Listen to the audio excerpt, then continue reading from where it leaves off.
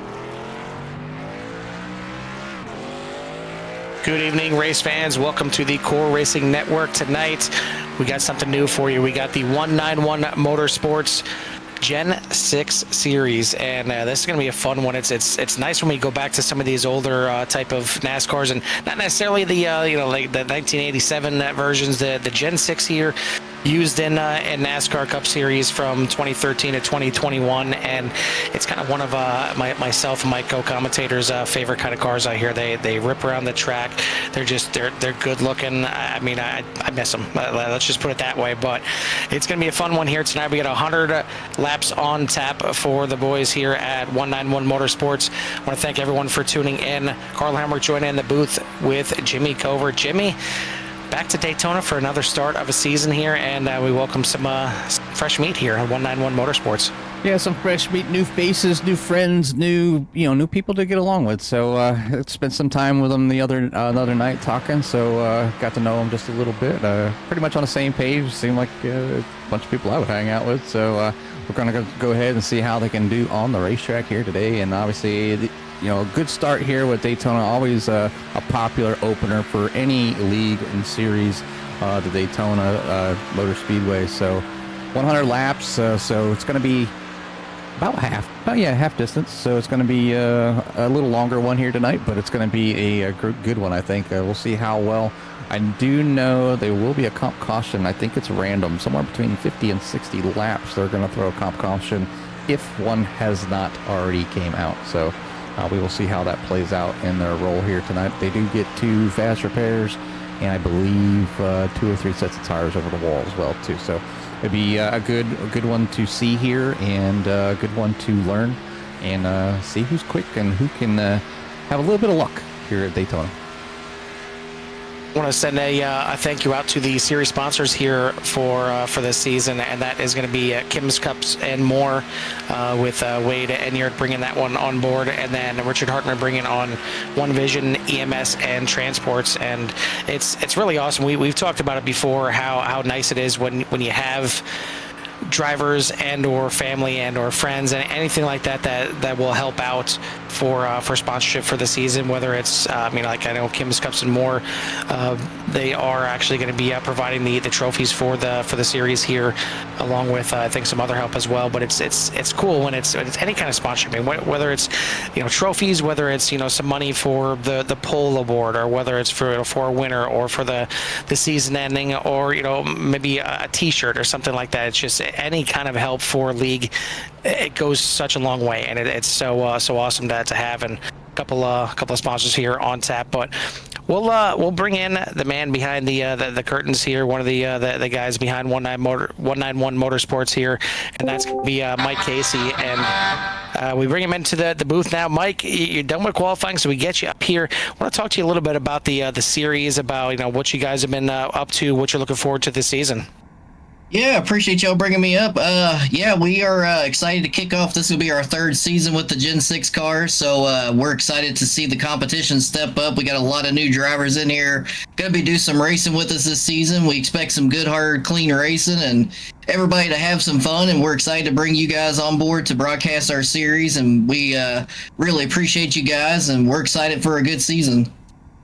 Absolutely. I mean, it looks like you got a nice sized crew out there. It looks like 18 cars getting ready to hit the track here tonight. What is it about the Gen 6 cars? I mean, we talked about it already, how much we enjoy the Gen 6 cars. I miss them in real life, let alone here on the iRacing service. Not really getting the love that they should anymore. But what makes you guys choose that for the series here? I think it's because these cars actually have 5 lug nuts, but no, on a serious note, they put on great racing on these 1.5-mile tracks. We always have competitive racing with these cars. It's just a good, steady car, and I think with a little practice, everybody has gotten these cars tuned in pretty good with their skill levels, and in my opinion, they put on the best racing out of all the Cup Series generations, and I for sure wish they stuck with these cars for sure. Jimmy, got anything for Mike before we let him get out of here? No, just the best of luck to you out there, buddy. And it's going to be a tough one, as being close quarters is always a challenge for most cars here at Daytona. Yes, sir, it is. We appreciate you guys. Absolutely. Well, before we let you get out of here and get in the car, who do you want to give a shout out to or thanks to for this season? shout out to you guys in the broadcast as always for picking us up and doing this. And then shout out to all the members, part of 191 Motorsports. We appreciate everybody sticking with us and making this season be a great one, hopefully. So just appreciate everybody coming in and appreciate y'all watching out on YouTube. Absolutely, buddy. Well, good luck out there tonight. Maybe we'll talk to you in the top 3 afterwards. Maybe we'll talk to you in a caution during the race. Hopefully you're not involved in one. But either way, good luck out there, and we'll talk to you soon. All right. Sounds great, guys. That is the driver of the number 6 there, the mellow yellow machine. Good looking paint scheme on that car, as that is Mike Casey here. But Jimmy, we are ready to go. We got 18 cars all qualified, lined up. Why don't you give us that rundown?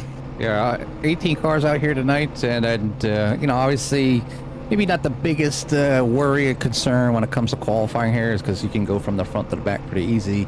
But tonight's pole sitter is going to be Timothy Ivy with Jason Crispin on that front row. Then Douglas Ivy and Zane Bierman, they're on row number 2. Row number 3 is going to be Matthew Radford with Michael Casey. Row number 4, Dale Garner and Matthew Jordan.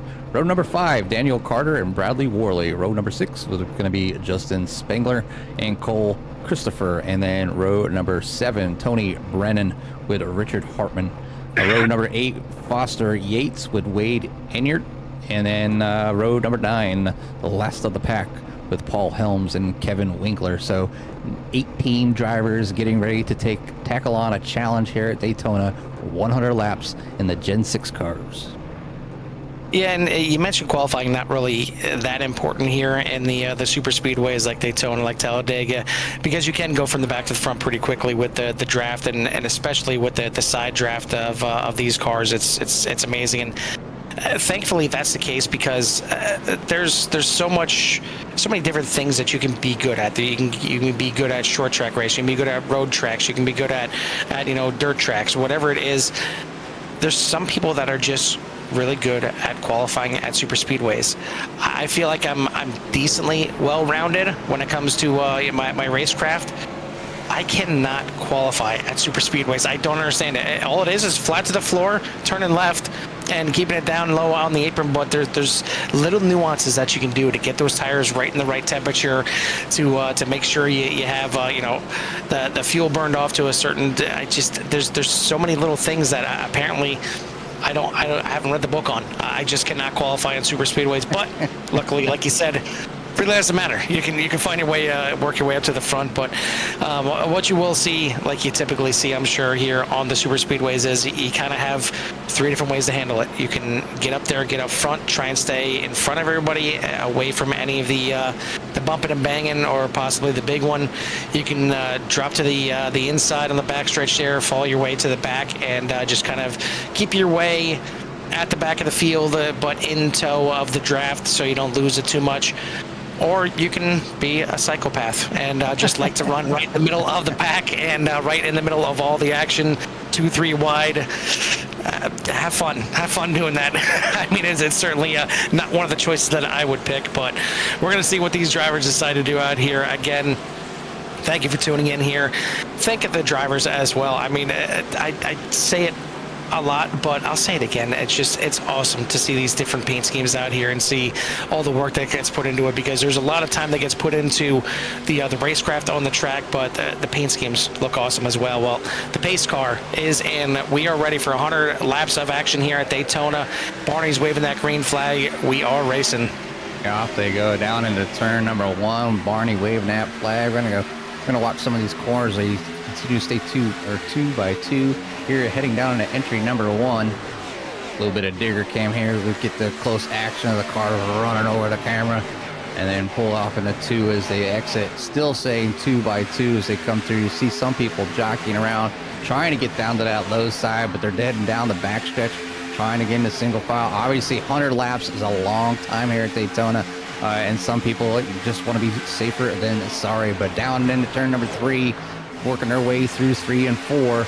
Still Timothy Ivy out front. So it's one of those places some people like to be, some people don't like to be there. So, but right out front, it looks like Timothy is going to go ahead and get that first lap lead of the season.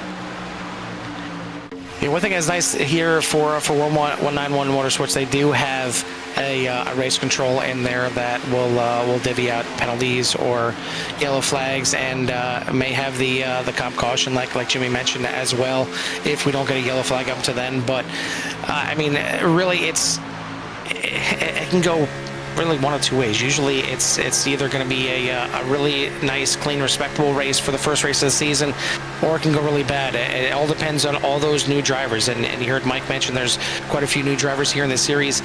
You need that. You need that to keep the series growing and you know, keep the talent coming in here. But you also never know what you're going to get. You know, are you going to get those drivers that are just, you know, balls to the wall and they're trying to get to the front, they're trying to make a name for themselves, or you got the ones that are, you know, could be as fast as those guys, but they're just kind of settle in here. They don't want to make a name for themselves right off the bat. They don't want to have that bullseye on them, and they just kind of settle in, and it's really what you need to do. And I understand Daytona is a track where you don't necessarily need to be the fastest guy. You don't need to be the most talented guy, and you can still get a win by things kind of falling your way. So it gives those drivers that are maybe, you know, typically your mid-pack or backpack drivers a chance to win a race. But you got to be smart about it. You got to be you know, respectable about it, and you got to be patient as well. Daytona is, in my opinion, no matter if it's 100 laps or if it's 10 laps, I mean, it really only comes down to that last lap or two that when things actually mean something. So it's really kind of an endurance race. Yeah, it is an endurance event. Basically, you know, you're running so close to one another, and anybody can win. You can see that outside line taking a little bit of a momentum shift there from the bottom line, and you know, it's just all about being in the right spot at the right time. And maybe that's just the 15 of Timothy just kind of letting off just a little bit. Like I said, it's a pretty hard place to be, but I like being at the bottom. Being, you know, especially when you have to come in for fuel, and if they're come down to that green flag pit stop, you know, are they going to have partners? Do they have teammates? Are they going to, you know, they're going to be on the same, you know, cycle? Because you don't want to get hung out solo here. Like I called, if you guys look at the screen, obviously you got the track map up there at the top right, and those little dots will represent the cars that are out there, and I call them Skittles because they're multicolored and they just continue to be there. But you can see how close they are. You can't even, it's just like I just took a handful and jumped them all in my mouth. So they're all there on the track, and these guys are having fun. But right now it's the 31 of Dale Garner Jr. out front, up 6 spots. Yeah, we already had Timothy Ivey get the bonus point for grabbing the pole.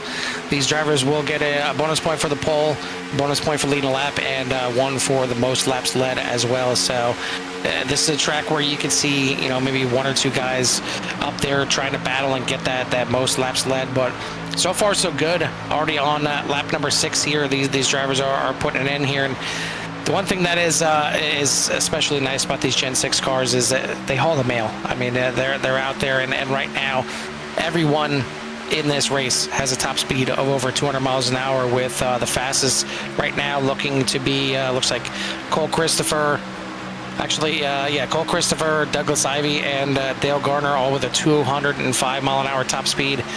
But top of the boards is Daniel Carter hitting that 206. It's amazing what these cars can do in the draft, and you know, when you're not in the draft, you know, you're only maybe able to get 190 miles an hour. So it's a huge difference. You know, being solo or together.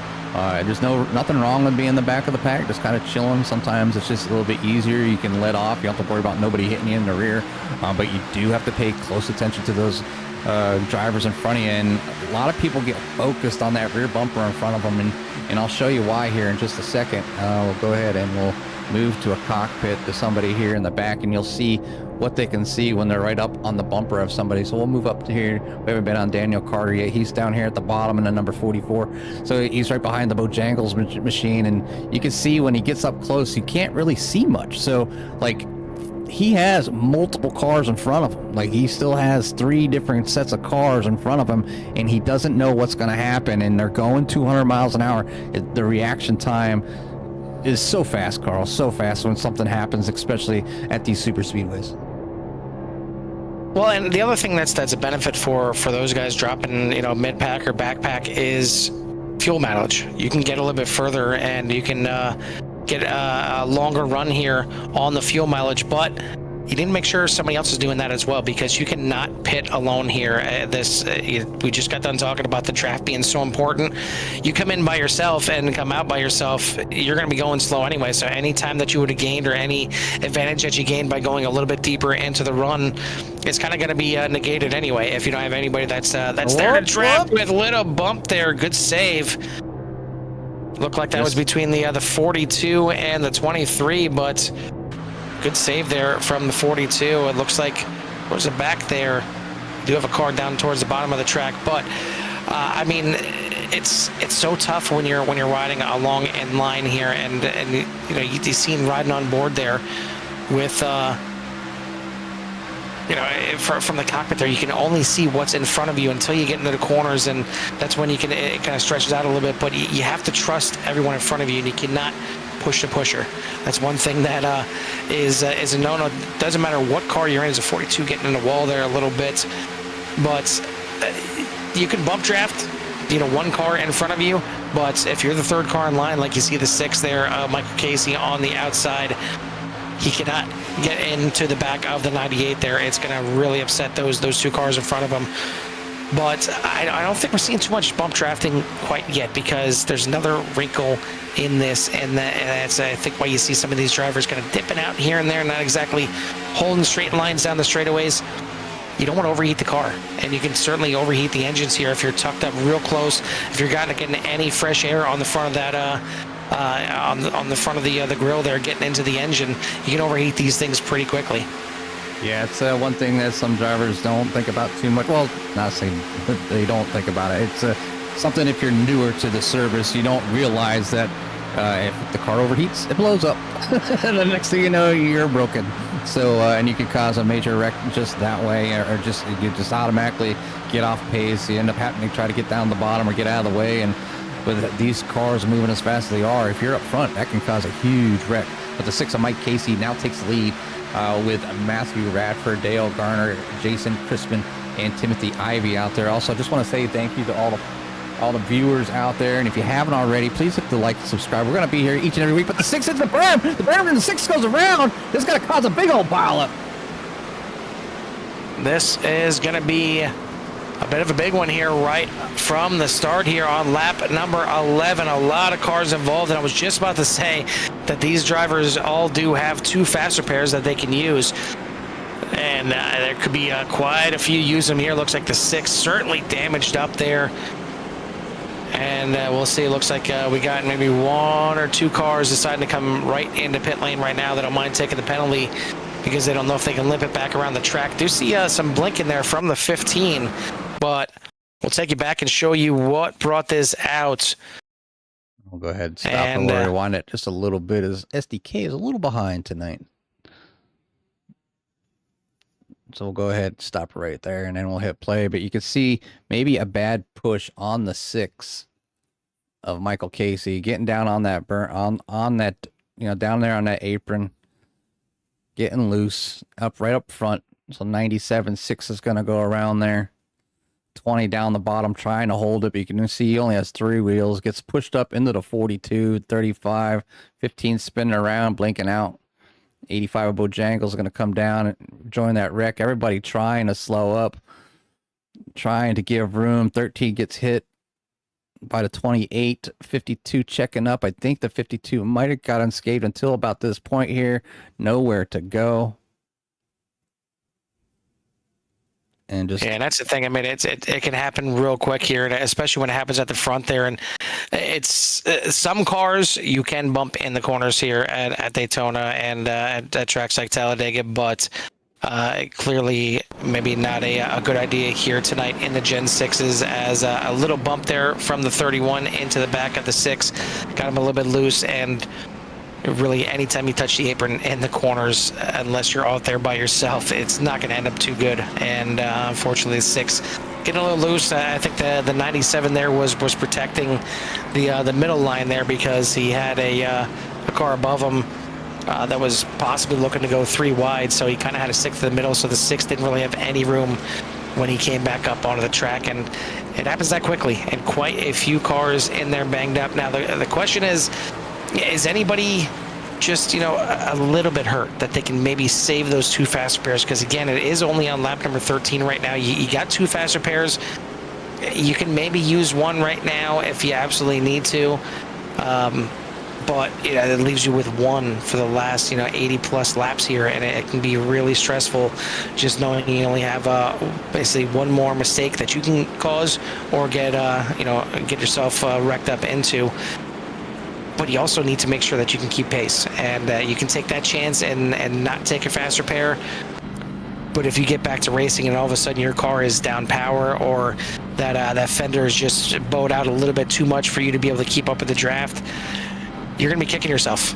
You're going to be wishing you used up one of those 2 faster pairs. And it looks like a couple of the guys staying in there a little bit longer, trying to just get those repairs done. You see the 97 of Radford still in the pits right now, maybe trying to get all that work done without using a faster pair. But again, it's tough. It's a tough decision. It's almost akin to last pit stop of the race, and do you take 4 tires, do you take no tires, do you take 2 tires? Well, it's kind of the same situation here. Do you take a faster pair this early in the race?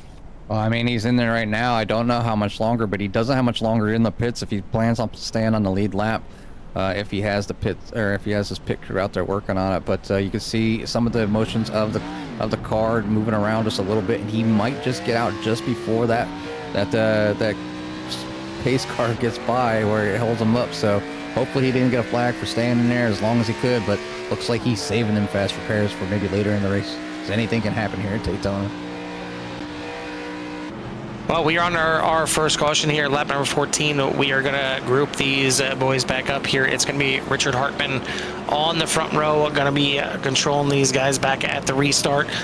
Excuse me, Cole Christopher on the outside, and then you got Jason Chrisman, Zane Bierman, and Douglas Ivey for the top 5. Matthew Jordan, Foster Yates, Bradley Worley, Daniel Carter, Tony Brennan for your top 10, and looks like everybody is back out there. The 97 should have enough time to catch back up to the field. To see the 42 also trying to catch back up. Everyone's still on the lead lap here.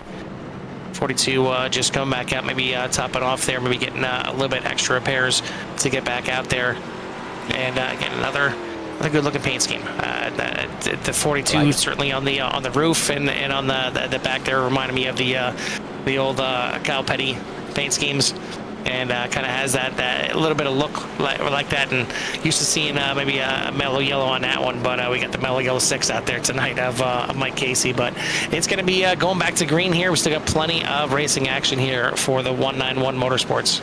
Yeah, like I said, just again, can't thank the viewers enough for stopping by, supporting your friends, family, or teammates, or whoever it may be. Obviously, we should be back here each and every week, so go ahead and feel free to hit that like and subscribe. It doesn't cost a lot. When they say subscribe on YouTube, it just means a follow, and you can hit that little notification bell when we go live here each and every week. So there's plenty of things going on here at CRN. If you like racing, we cover a lot of iRacing series throughout the week, anywhere from Sunday to Thursday for the most part. So we're ordered back under green, and Richard Hartman is on the loud pedal. Yeah, another thing with the restarts here, you don't really want to get a good one. I mean, it's weird to say. Pretty much any other track, you want to be that leader. You want to control the restarts. You want to get out there. But here, if you get too good of a restart, you're going to get freight trained. And you see already the 98 jumping to the outside, trying to look for that lead as Chrisman leading the way on that outside lane. Maybe just barely clear of that 52, but he's going to stay up there in front of the 5 of Bierman. And it's going to be too wide into turn number 3. It's one of those places where, believe it or not, you need to use both pedals on the restarts. I mean, there's multiple times where if I'm restarting in the lead, I get on the gas and I see him starting to pull away, I'll actually drag the brake a little bit to make sure I'm not getting that big of a lead and that big of a jump and bring those cars in behind me, so it's not a huge run that they're getting. Yeah, I mean, we've seen it in many cases. You know, you get that good start on a super speedway, maybe somebody newer, and the next thing you know, they're out there by themselves, and they go from first to last because they just get ran by with the runs that have. But 52 makes out okay here as he's able to maintain that bottom line with the 11 behind him. 98 using the high side with the 5 of Zane Bierman. So definitely doing a pretty good job right now. They are 2x2 here for the first 5 rows. Spread out just a little bit, so maybe another pack, maybe just hanging back just a little bit, hoping not to have to use a fast repair again here very early, and giving themselves that opportunity to react a little bit. As you can see how fast there was entangled 6 different cars here in the first wreck of their first caution of the night. But 17 laps in, and Jason Christman is your leader. Yeah, and it's good to see that everybody's still back out there, whether they use that fast repair or not. And you can see right there a little bump from the 5 into the 98. You can do that on the straightaways, and it's not going to be too bad. You'll see later on in the race, probably towards the end of the race, straight up pushing, and you'll see maybe 2 guys hooking up together and pushing each other down the straightaways. But again, it looks like it's best practice to maybe unlatch when it comes to getting to these corners. It doesn't look like the other cars want to take too much of a bumping here into the corners, but kind of surprising here, the 5 and the 98 clear of that 52 on the inside line, but they are sticking to that top line. Yeah, it's some people prefer a certain line around here, and if it's working, it seems like they're pulling away. But you'll see eventually if they get a little closer together, that side draft, Carl. I mean, nobody talks about it too much, but man, does it can really yank a car around the track here with just depending on how close you get to the side. You kind of line yourself up to grab it, and the next thing you know, boom, you can see right now the 52 Richard Hartman already back to the lead. Yep, and Hartman's going to lead this lap as well, and that's absolutely right. I mean, to me, I know the bottom line is typically the preferred line. I know it's the line that usually has the most cars. He has the best draft. I don't like it. I don't like it because I feel like I'm kind of stuck down there. I don't really have anywhere to move. If somebody wants to pinch me down, I got nothing to say about it. I can't do anything. I mean, at least in that outside line, unless you go 3 wide, you kind of have 2 lanes to play with. You can go to that middle line, you can go to that high line, and you'll have that room. If you're on that bottom, that's where you're at. You're on that bottom line, and that's it. Unless the driver on the top is actually going to give you a bit of room in the corners, which usually doesn't happen too often. So it's, again, probably the fastest line around there, and also could be why I don't win too many super speedway races, but I don't prefer it. But one thing I do love is that side draft. That side draft is amazing. It's good enough side by side, one out of the car, but late in the race when you see these drivers go 3 wide, that middle line, dear God, you get so much speed going up through the middle, getting double side draft. We're going to have another caution here coming out of turn number 2. Not sure if I see anything, if this is an actual comp caution here, or what the case is. I didn't see anything happen on my side here. See if there's anything in the chat if you don't have the HUD up. But yeah, so we're going to bring another caution out here on lap number 20. And it's going to group people up just a little bit. I'm sure you're going to see some drivers come down in the pits and top off with fuel. You never want to be behind the power curve here when it comes to fuel. Also, maybe some of them cars that might need that little more attention. Oh, what the? The 79, the 79 goes a little crazy there as he pegs the wall. So hopefully not too much rear end damage there. Is kind of bad at our angle here. Yeah, taking a look here, I'm not sure if this was an actual a caution here. I think it might have been just a bit of a race control caution here, or maybe a comp caution here at the completion of lap number 20. Not seeing anything in here. It looks like it was thrown by an admin here, so maybe we missed something in the back. But either way, it'll bring us under another caution here, give everyone a chance to group back up. And I mean, again, it's nice for all those cars that were involved in the incident, whether they took a fast repair or not. You seen everybody was up to speed. There was nobody that was getting left behind. So we will see a pit stop here under caution, most likely from everyone, at least to take some fuel here. As not sure if these drivers have a set amount of tires in the pits. I did not see if that was the case or not. Actually, there is. Yes, taking a look at it here, they have a 5 tire set limit in the pits, so they'll have 5 sets that they can use in the pits, which you should be able to just take tires each time. But it may be wise, one of these times you just save a set of tires. At Daytona, isn't necessarily a track that's going to eat up tires too well. But you do notice a little bit of a difference, especially, you know, when you're really trying to push like towards the end of the race and trying to make some moves. You can feel the car just getting a little bit more upset, and you may not be able to push as much as you want to. So it's good to have one extra set of tires for when it's really go time. Yeah, I mean, it's not the end of the world on a super speedway if you don't get tires. I do know the amount of officials that I've done. I've even used to run officials with these cars. Matter of fact, it was my favorite car, and we talked about it a little bit, how we missed them. And it's kind of when I left the oval scene was when these cars kind of got benched and put in legacy status. So in order for me to run them again, I would have to get into a league like this here, 191 Motorsports. So if you're somebody out there likes iRacing and you like the Gen 6 cars, or you used to like the Gen 6 cars, here's a place to be able to run them. So definitely a good one here so far. As we're on lap 22 of 100, it's going to be Douglas Ivy out front and a number 85 Bojangles car, followed by Bradley Worley, Foster Yates, Paul Helms, and Kevin Winkler for your top 5. We'll go ahead and bring in our race reporter here, the driver of the 6, Mike Casey. Maybe he can shed a little light on the caution here. Mike, was this a situation where it was kind of a comp caution? We didn't notice anything happen on track, but not sure if you see something on your side.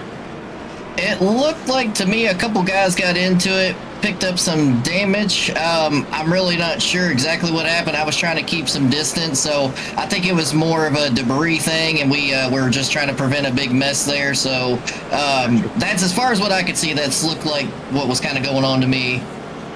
So involved in the first wreck there. I mean, you're right up there at the front, and maybe get a little bump draft in the middle of the turn, and it didn't seem like these cars take to the bump drafting in the corner too well. Well, apparently the driver, he hit the apron, bounced back up, and he got into me. I thought I was safe up there, but there was some mellow yellow on my seat after that one, because I wasn't expecting that. So I've kind of changed my strategy up. I'm going to be very conservative. I'm going to keep some gaps here, and just hopefully everybody can calm down a little bit, because there's a lot of racing left. So that's, as of right now, that's kind of where we're sitting at, but I wasn't expecting that. So, but it's all good. So we're still in it. Yeah, maybe not so mellow yellow during that one right there, but yeah, either way, I mean, it's nice you guys have 2 faster pairs. It's tough when you get involved in a wreck that early in the race. You have to really make that decision. Do I want to use one of these 2 right away? So I'm sure you thought about it a little bit. I mean, you were banged up pretty good there. I'm sure you had to take one. She was crab walking. I didn't have a choice on that one. Yeah. So it is what it is, man. All right, buddy. We'll let you get back to it, and hopefully you get a nice, clean run here, and certainly give some room to everybody else out there. All right, 10-4. Appreciate you guys. That is, again, the driver of the 6, Mike Casey, as he's back out there and running inside the top 10, currently showing in 8th position. We're going to get this thing back under green. We still got a good ways to go here. We still got 77 laps to go once we get back to the line. It is Douglas Ivy, Brad Worley, Foster Yates, Paul Helms, Kevin Winkler for your top 5, and then Timothy Ivy, Zane Bierman, Mike Casey, Dan Carter, and Cole Christopher for that top 10. Pace car will be in this time by. It'll be in control by that 85 of Ivy. We'll see how Ivy starts them off here, and like you were saying, should kind of drag the brakes just a little bit, allow that guy behind you to kind of get right back up underneath your bumper, and hopefully don't have too much of a gap where you guys can kind of pull away. Now this time here, you see the outside, just a little bit of a nice jump there from the other people behind him, but you're going to see how fast those rest of those drivers of the 64 and back kind of catch back up to him, and be right back in the battle there. But that allows the 85 kind of in a place where he could stay down at the bottom, or he can go up to the top side and kind of take that momentum away from the top side. But he looks like he's going to elect to stay down at the bottom here early, as we're only on lap 24 of 100. Oh, a little shove there by the 42 into the 79, but the 79 was smart enough to lift just a little bit, so he didn't get into the 85. That could have made things a little bit ugly here. But we're going to be 2 by 2 coming out of turn number 4. Once again, give a shout out to all the viewers out there in the in the audience, and let us know who you're rooting for. Let us know who your favorite driver is out there, who you think's going to win. Who you think's making some crazy moves. Anything out there, we'll try and get them some extra coverage, obviously, to show the favorite drivers out there. As we had a good group of 18 out there right now. Looks like everybody is up to pace. To see the 6 there maybe dropping back here a little bit. Do want to try and find out, what the temperatures of these cars are looking at some point. If we get another caution, maybe we'll bring in Mike Casey and kind of pick his brain on that one. But as it stands right now, we're going to be a quarter of the way through this race, and you see the speeds there. I mean, it's they're kind of consistently over 190 miles an hour, and more often than not reaching over 200 miles per hour heading to these corners. Yeah, and it's one thing, and I mean, the longer you're in the car, you'll realize, like, when you're going in a corner and you're behind somebody, the car will tend to want to float up.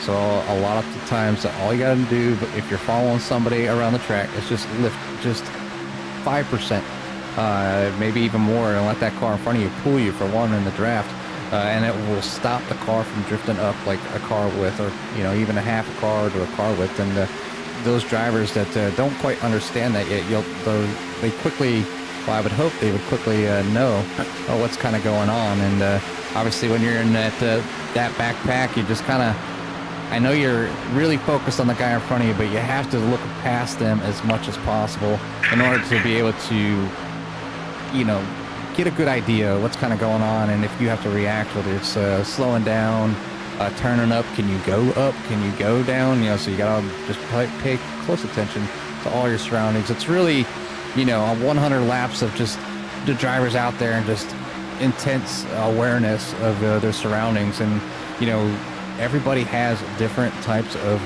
machinery that they're working on here, and as standard as all these cars are and supposed to be made equal, not everybody's rig is equal. So some people might be using VR where they can turn their head and look to the right, or somebody's using triples and they can just look, with a glance with their eyes. But obviously the guy that might have a little bit of issue is somebody on a single screen monitor. Not that they can't be fast, not that they can't be good, but the awareness just becomes that much more, because you have to hit a button to look, and you can see the 42 getting into 79. 79 gets down that apron just a little bit, gets them loose. He's able to hold on to it, almost getting into the 5 though. Well, and you're asking these drivers to do two things that they more often than not do not do. One, don't race hard. You're asking them to have patience, and you're asking them to ride for 85, 90 laps without getting too aggressive, because it really doesn't matter. You need to have a car there for the end to try and make your moves. And the other thing you're asking them to do, have friends. More often than not, unless you're in here with a team, with other teammates in here, you're not expected to race in conjunction with somebody else, but you need to here at these plate tracks, at your Daytonas, your Talladegas, even in some cases at tracks like Michigan and Auto Club. You need to find some other drivers out there, whether your teammates or not. You need to find some other friends out there to run with, and to get some some drafting help with, whether it's you go and I'll push you for a while, and now okay, my car's starting to overheat a little bit, we got to try and switch it up here, and then you push me for a little bit. Again, maybe you're in here with a teammate, but your teammate's up front, you're in the back. All of a sudden now you got to find some new friends, and it's not easy to do at 190 miles an hour. Yeah, like, I only want to be your friend for another 70 laps. So let's get to the end here, buddy.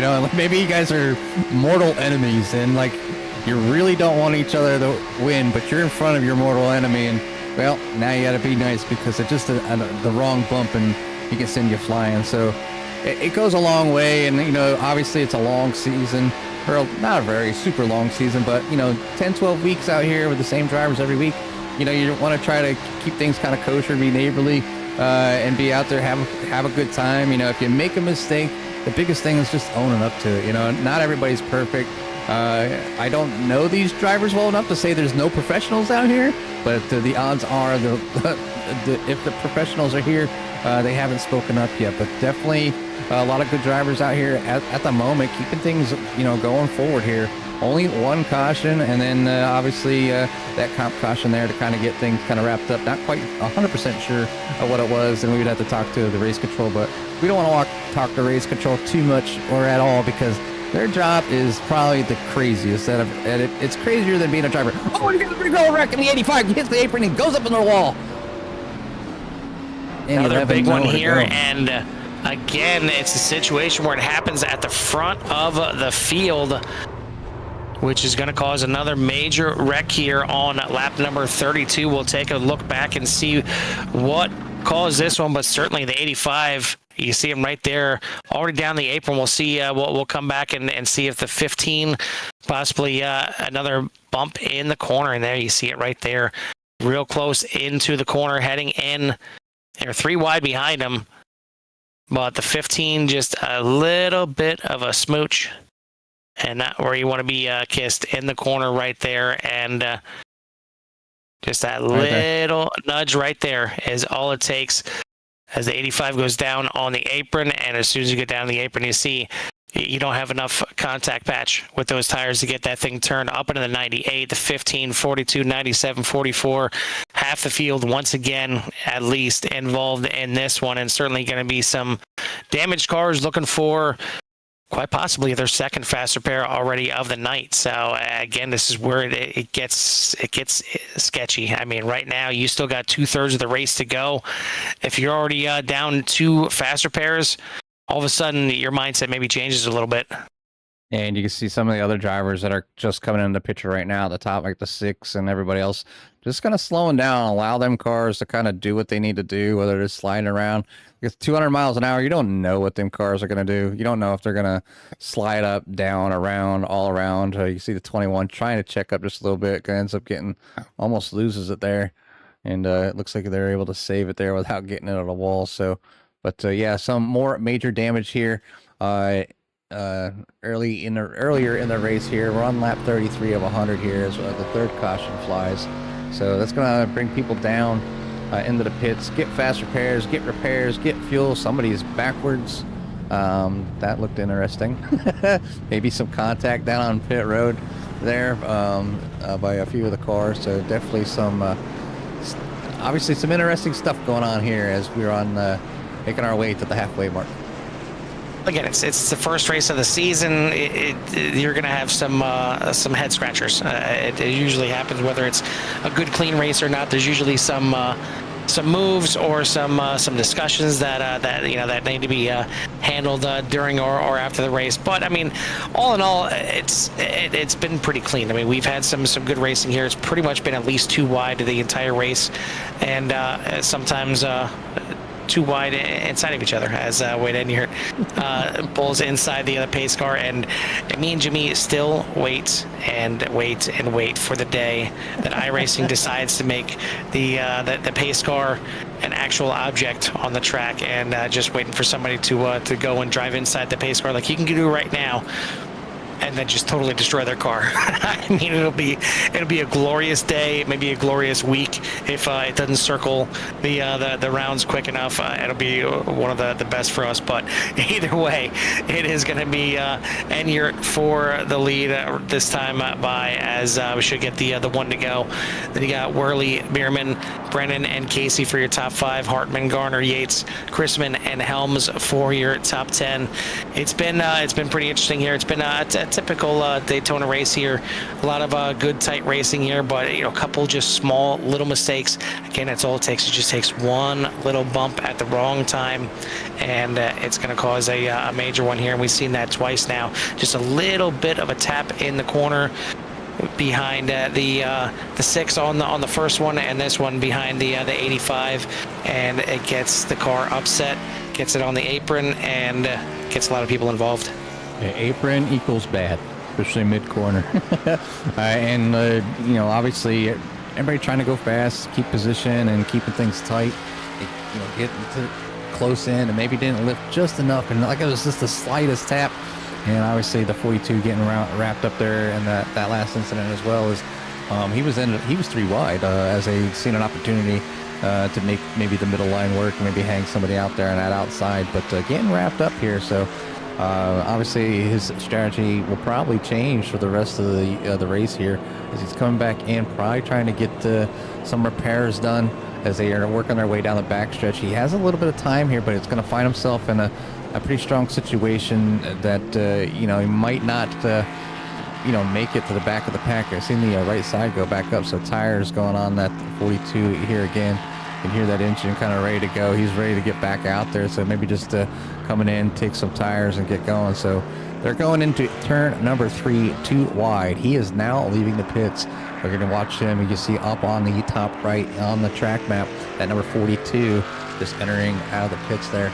But we're going to go back up to Wade, number 21, and decide to stay out there. That's why I brought up the tower there. You can see what's showing right now is the pit lap of when they came in. So 10 laps earlier than everybody else. If this race were to go green for quite some time, that 21 could find himself in a sticky situation where he has to pit, and then he'll be out there all by himself and lose tons and tons and tons of time. So we'll see if another caution will fly. More, the odds are maybe a little higher in his favor at the moment, but he's going to go ahead and get a pretty good jump here. So you got to be careful there. Now you're gonna watch these cars, but even that outside is solo. So with a big gap with the drivers behind him. Yeah, I thought maybe we get a little Days of Thunder action there with the 42 being wide open by the time he gets to the back of the pack. But unfortunately, it looks like he's not going to get to the back of the pack. And I'm guessing what he tried to do there is. A lot of times, if you have a decent amount of damage, you come in there, you turn everything off. You don't take fuel, you don't take tires, you don't do anything but work on your repairs, because while the crew is changing the tires and doing the fuel, it still does repairs, but at a slower rate. So if you come in there and you're just doing repairs, it'll repair that car a little bit quicker. And then if you have time, then you come in again on the next lap while you're still under caution and take your tires and fuel. And that's what he tried to do, but just misjudged it here a little bit too much. Could cost him majorly here, and probably going to need another caution just to catch up to this field. But it is Enyart out in the lead. Brennan, Worley, Casey, and Bierman for your top 5. As again, we are a third of the way through this race now. Still got plenty of racing to go. Still got another 64 laps once we complete this one here. But I mean, everybody's still on the lead lap, and everybody pretty much within the same pack. There, you got a little bit of a breakaway from the the top 11 cars, and then you got 3 or 4 cars, actually the top 13 cars there, and you got 3 cars that are locked in together, actually 4, and then you got the big gap back to Kevin Winkler. But again, it's plenty early. One more caution. Even if Winkler stays out there and goes a lap down, he'll be the only one a lap down most likely, and be able to get that wave around and get back on the lead lap. So a pretty good showing so far. A third of the way through this race. A couple cautions that involve just about everybody at this point, but we may see another one here as 11 looked pretty slow coming off the corner there, but he hit the wall. He got damage. Yeah, he should be able to grab onto the back of this pack, but no. He's got damage. The 11 of Cole Christopher going to be falling back here. We'll see if he decides to bring the 11 into the pits. Blinking issues as well, and yeah, it looks like he is going to bring it in, so maybe some bad enough damage here that's going to put him off pace. He's going to make an early pit stop. I mean, if the car is that far off, maybe, he hit that wall pretty hard. Like I said, there was some right front damage, and you're not going to keep up with everybody with a broken car. And if the steering's gone and your down power, it can make up for or be some major issues. But a lot of drivers deciding to kind of go single file as we're closing in on that halfway mark. Not there yet, but already a few drivers already having to use their fast repairs. And I don't know if anybody's had to use both, but if I've used both, I'm trying to keep distance. I'm trying to be safe. I want single file. Even single file things can happen, but it's just a lot safer there as they come up on the 11 car, coming out right now. So 11 car coming down as they go by. So he's going to go a lap down. So tough break for Cole Christopher here early, but plenty of time to try to make that up. And saving grace can be that 42. If they were to kind of get caught up together, but it looks like they're going to be far enough apart with the 11 and 42 are just going to be kind of solo. So I guess what's going to happen is kind of we're looking at my point of view here. You got Jason Christman out front here with Matthew Radford, Matthew Jordan, Wade Enright, and Tony Brennan for your top 5 currently. They're going to be working around and they're going to be closing in on that 42. If they lap the 42, then the 42 is your first lap, or no, will be your, is he on the lead lap? Yeah, 42's on the lead lap, but then now he'll be a lap down. So the 42 will now become the only car that'll get the lucky dog. So the Cole Christopher will have to wait for 2 cautions if this field now can get around the 42. So there's a little bit of a battle going on right there. So we just need to watch that, obviously. And right now, single file for the first 5. Then we got some 2 wide back here with the 88 of Bradley Worley and the 5 of Zane Bierman as they try to make things work back here. Yeah, I mean, you see these cars dance around a little bit. It's not just as simple as, putting that foot flat to the floor and making your turns around here. The car moves around. And, like Jimmy said before, when you get into these corners, it does want to push up a little bit. And that's why you see the cars just kind of bob a little bit here and there. Right now, it's still early enough in the race that the drivers are giving each other room. But once it gets later in the race and drivers actually start to make moves that they want to stick and they want to move up through the field, it's going to get a little closer. You're going to use that side draft a little bit more. And that's when you can see some major accidents, some major action happen as well, because you don't have that room to kind of slide back and forth if you're getting pitched down there. So we'll see how everything works out. Right now, it is Christman out there in the lead of this thing, and we're getting close to the halfway point here, as we still got plenty to go, but 49 laps left in this race. And a bit of a breakaway from the top 3 here, but unless you get out to, I would say, probably a good 1 second gap, you're within that drafting range. And even if you're out there just a little over a second, you get a couple of drivers locked in together, pushing each other, you'll be able to catch right back up. And that's why you see this second pack right here starting to maybe grab some more drivers. They're just sliding back here. They want to get away from that lead pack that they're the ones that are going, too wide and still battling each other. They maybe would just want to kind of hang back here. Obviously, the 85 involved in the last incident there was in the lead or battling for it. Now he's back here with the 15, still blinking a little bit. Hopefully, Timothy doesn't mess up Douglas's race here tonight. Yeah, I don't think the whole packet loss thing works in league racing, but it's something that they implemented in officials, where like if your internet's not good enough, you get dropped out of the race, you get put in the pits. So I've only seen it have seen it happen in the very few officials that I've done, but it sticks them right in the pits, and they take them off the track until their internet gets sorted out, and then they allow that car back on the track. So it's kind of like having a broken tire, or your brakes, or something breaks on your car. I mean, your computer and your internet are your engine for any of the vehicles that are used here on iRacing. So, but here's a good one here at iRacing so far with 191 Motorsports at Daytona.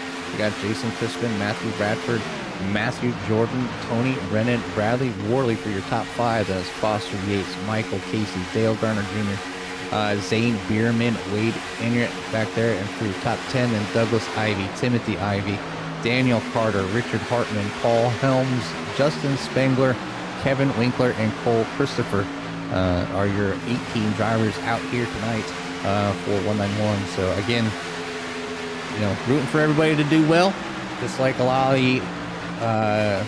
the viewers out there. Got Hope and DJ Mike and Anthony, Daniel Carter, Brian Rainville checking in.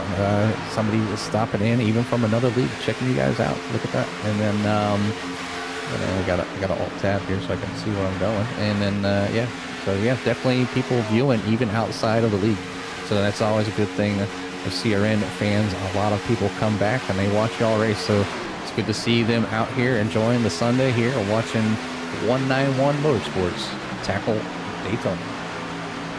Yeah, and I know we usually get a lot more total views, by the weekend and things like that from all the drivers going back and watching it. But seeing the numbers live is awesome. It's showing the support for the league here and for the drivers out there, and love to see all the comments out there. Certainly, looks like we got a lot of 97 and 11 fans out there.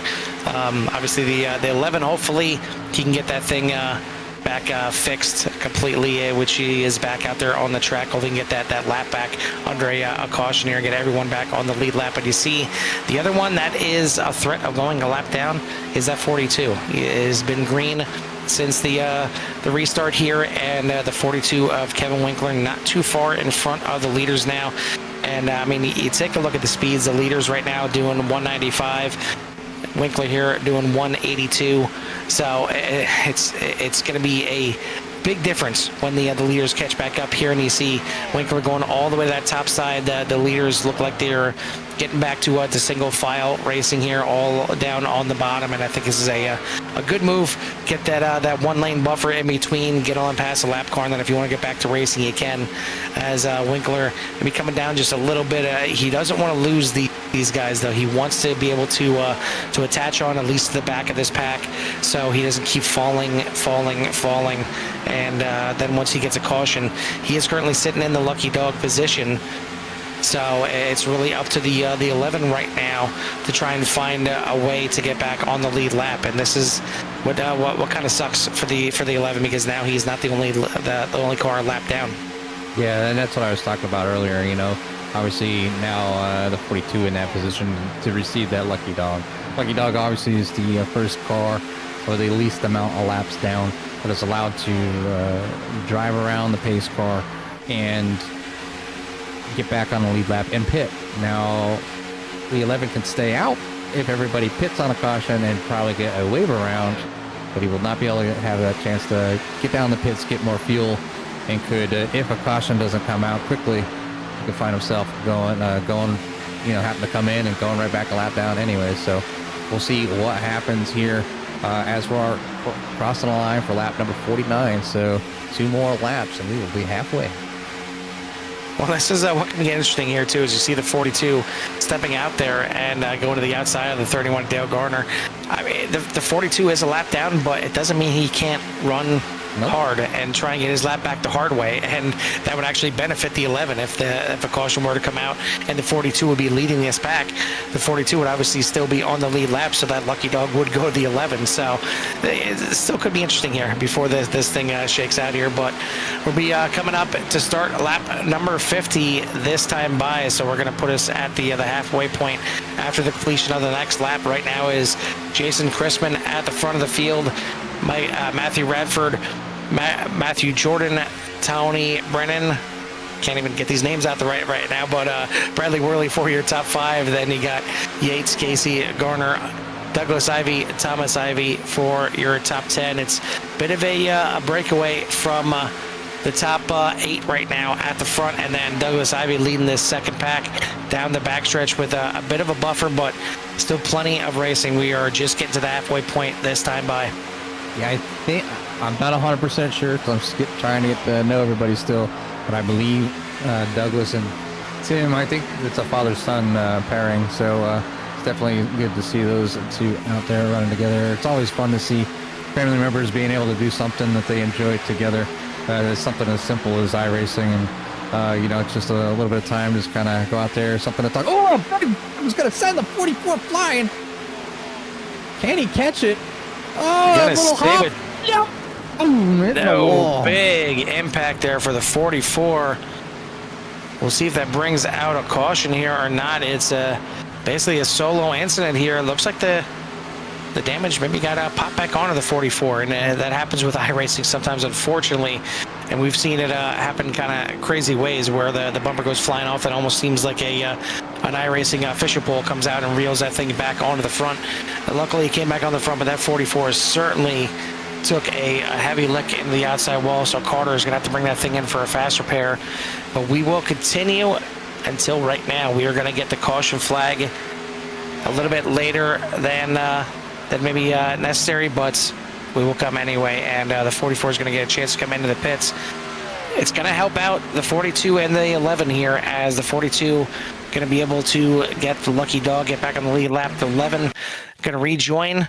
Well, let's take a look at what brought out this caution. Just look back here, kind of what happened with the 44. He's kind of just sitting back there and kind of chilling. I'll go ahead and hit play. I'll slow it down when things start to happen. Oh, he just got a bad bump from the 5. It looks like there's a 5, almost lost it there going across the start-finish line. Sends that 44 way down to the infield. Does a fantastic job of saving as that car hops and skips around, but kind of, this is like a bad angle, obviously, with the speed that he's going. And if I think it'll show, it won't show the dashboard. But he's trying to kind of get himself back to that track, gets down that apron, and then hits the track, which is big. It's a good 30-degree banking there. So, hits that wall and does major damage. That 44 is going to, sends him down. So that caution is the savior there for the number 11 and the 42. So the 42 obviously is going to be able to get that lucky dog. The 11 was just mere like a lap before going a lap down. So we will watch that 11 probably stay out if everybody comes in to be able to get on that lead lap. I'll go ahead and bring up, you can see here on the tower there, the number 11 was in on lap 37, so not too bad, but definitely going to be behind the power curve here. I don't know the amount of laps the drivers could go, so it's definitely going to be interesting to decide whether he wants to come in or not. Yeah, that was almost a second lap down there for the 11. The 42 should be able to get the wave around, get himself back on the lead lap here.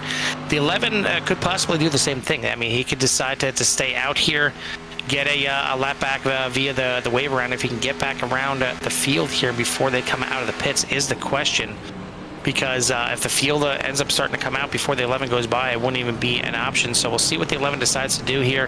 If he decides to just come into the pits, if he decides to stay out, it looks like he wouldn't get the wave around. The 44 already coming out of the pits, as Carter was, I believe. Carter was involved in that one. I think he was one lap down when he came in as well, but see the mass exit out of the pits. The 11 is going to come in, and I think there's the right move here, because if you stay out, yeah, you can get that wave around and get yourself back on the lead lap, but if you end up having to pit off cycle from everybody else, if there's no other caution, you're going to be right back in the same spot anyway. So I think this the best move here. Come in here, stay with the pack, hope another caution comes out, hopefully in the lucky dog spot, and then you can finally rejoin and get back to the race. But we're past the halfway point now, and it looks like that 97 of Radford going to lead them back to the green. That's a 97 out there. 44, I believe, will get the wave around since he's in front of the 97. Just coming down in the pits, unless he ended up having to serve a penalty or something, but he should get the wave around. He's gone. So 44 going around the pace car to snatch onto the back of the pack here, being able to get back on the lead lap, or stay on the lead lap after a tough break just past the start-finish line. Yeah, and it almost looked like the car actually broke when he came back up onto the track. I mean, he's seen once he hit that apron coming back up onto the track, it seemed like that right front just kind of broke on him right there, and certainly he wasn't going to be able to turn on the track with two tires, let alone only one left on that front kind of working. So that's why hard impact for the 44 into the wall, but he's all repaired up. He's used at least one of his fast repairs there. Hopefully these drivers still have some in tow. I mean, it looked like only a one, maybe 1.5 car incident there. The 44 certainly taking the brunt of it for sure, but we'll get this thing back on the green this time by. It is still a decent amount of laps left, 45 laps left in this race once we take the green flag. Radford, Chrisman, Ivy, Brennan, Worley for your top 5, and then you got Douglas, Ivy, Casey, Helms, Yates, and Garner for your top 10. Once again, thank you for tuning in here tonight. If you haven't done so yet, hit that like and subscribe. Get you in touch with everything that CRN has to offer. And also want to give another shout out to our series sponsors for the season, that being Kim's Cups and More. and One Vision EMS and Transports. Yeah, so just looking at the chat there, it says looks like that caution or a cop caution was thrown at the exact same time. So we shouldn't have to worry about just a random caution being thrown in there, as we are past the halfway mark. So everything should be green to the end. And now, Carl, we're on the second half of the race here, and you know, do people's strategy now change? You've had a few cautions, you've used some fast repairs, new tires. I think they've tried some things out. Do you think we'll see some things change in the next 45 laps? I think you'll see the blood pressure start to build up a little bit. Still plenty of racing to go. I mean, to me, the race really doesn't start until maybe about 5 laps to go. And really, you could say 10 laps to go. Around 10, you need to start calculating where you need to be to make that final move, that final charge to get up towards the front. By 5 laps to go, you kind of need to be there or around that spot. And then with maybe 2 to go, maybe 1 to go, depending on how far back you are, you need to start making that move. So the race really doesn't start mentally, for the end of it until about 10 to go, and then actually until maybe 5 to go. But again, you're asking these drivers to wait till then. Good luck. Yeah, we hop on board with Paul Helms and the good old traditional gyro cam, so you can see the amount of banking in them corners. He quickly goes from the high side to the low side, falls on a line here, right behind the number 79 Haviland machine. So definitely riding on board here, just kind of get a little bit of a view here of how much that banking actually is.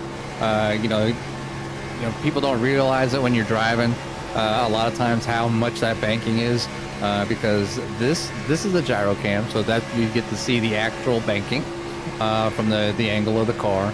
And then I'll go ahead and change it there to the cockpit, and you'll notice how it just pretty much almost stays flat. I mean, the world tilts a little bit, but not as bad as the gyro cam in that car. So, but definitely a nice view here is Paul Helms now sits in the 7th position, and looks like the 79 is going to go to the high side, and Helms almost had a run there on the 79, so kind of breaking them up just a little bit there as the 79 comes down, breaks the momentum of the 64 there of Paul to stay in his position, or he probably might have got left behind just a little bit, but you can't see it here, but I'm looking out the my right side window here, and it's the 98 coming up. So this is what you see if you're on a single screen. Obviously, the viewers are home, and you can see there is a car right on the right-hand side that you cannot see. So, and I'll just go ahead and go to the cameras, and you can see up there the 79 and the orange was at the 85. So definitely a lot of things going on, but we're getting a little racy here, kind of bouncing around just a little bit. People are trying to settle out. People obviously want to get to the front. See a nice move there by the, I believe that was Bradley Worley, the 88, going to the high side, trying to pick up that outside line. Yeah, it's okay if the world tilts on you a little bit. It's when the world is above you that is an issue when you're flying through the air here at Daytona. So as of right now, I've been there exactly. Yeah, it's certainly getting a little racy here, and certainly I think these drivers, they want to have some good green flag running and some good green flag laps here, but they're starting to get the idea. It's the second half of the race right now. They need to start figuring out what they got under their feet here. But I think we're still at least one caution, or not one caution, but one pit stop to the end of this race. We'll see if we get a green flag pit stop. We haven't seen that yet, and boy, you want to talk about the craziness on the track here is a 79. You're gonna commit. Yeah, that was very close there from Foster Yates. But green flag pit stops here at Daytona and even at Talladega, they can get really, really hectic and chaotic because you're trying to fit 3, 4, 5, sometimes 6 or 7 wide as drivers are trying to slow up to get into the pits, and you got to get down to 1 or 2 wide pretty quickly, let alone trying to keep it off of each other's sides, backs, everything and get it down to pit road speed quickly. So love to see if we get a green flag pit stop before this thing is over. But either way, this time it's going to be down to 40 laps to go. They talk about having an iconic last name, Yates, in the 79 in the Javelin machine, but the Javelin machine, taking the wall dirters a little bit,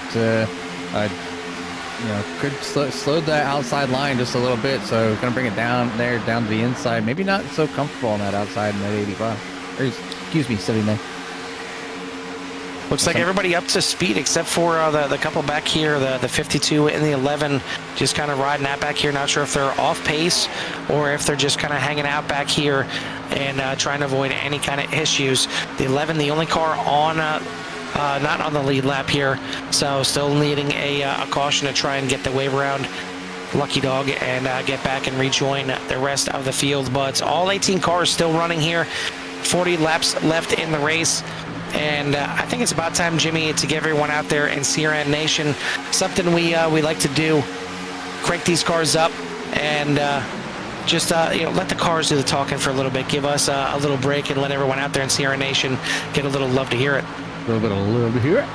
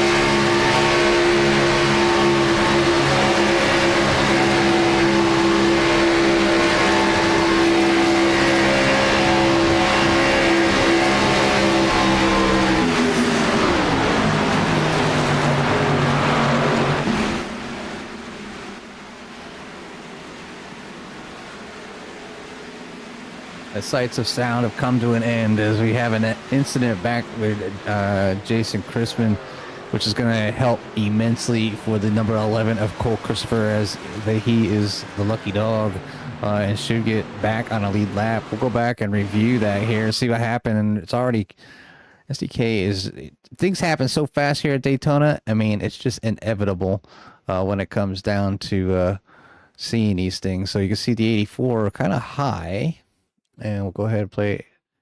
98, you mean? Yeah. Excuse me, 98 98 up there end of the ball. Yeah, and I'm not sure if he got a shove into the corner, because the 5 was up there pretty good as well. But either way, big old wobble, and the 98 goes around. The 44 involved again here, and hopefully doesn't have too much damage after just having to take a fast repair that last time.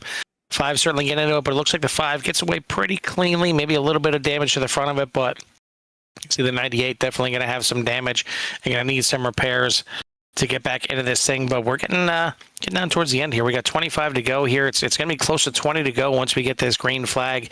So this very well could be the last caution.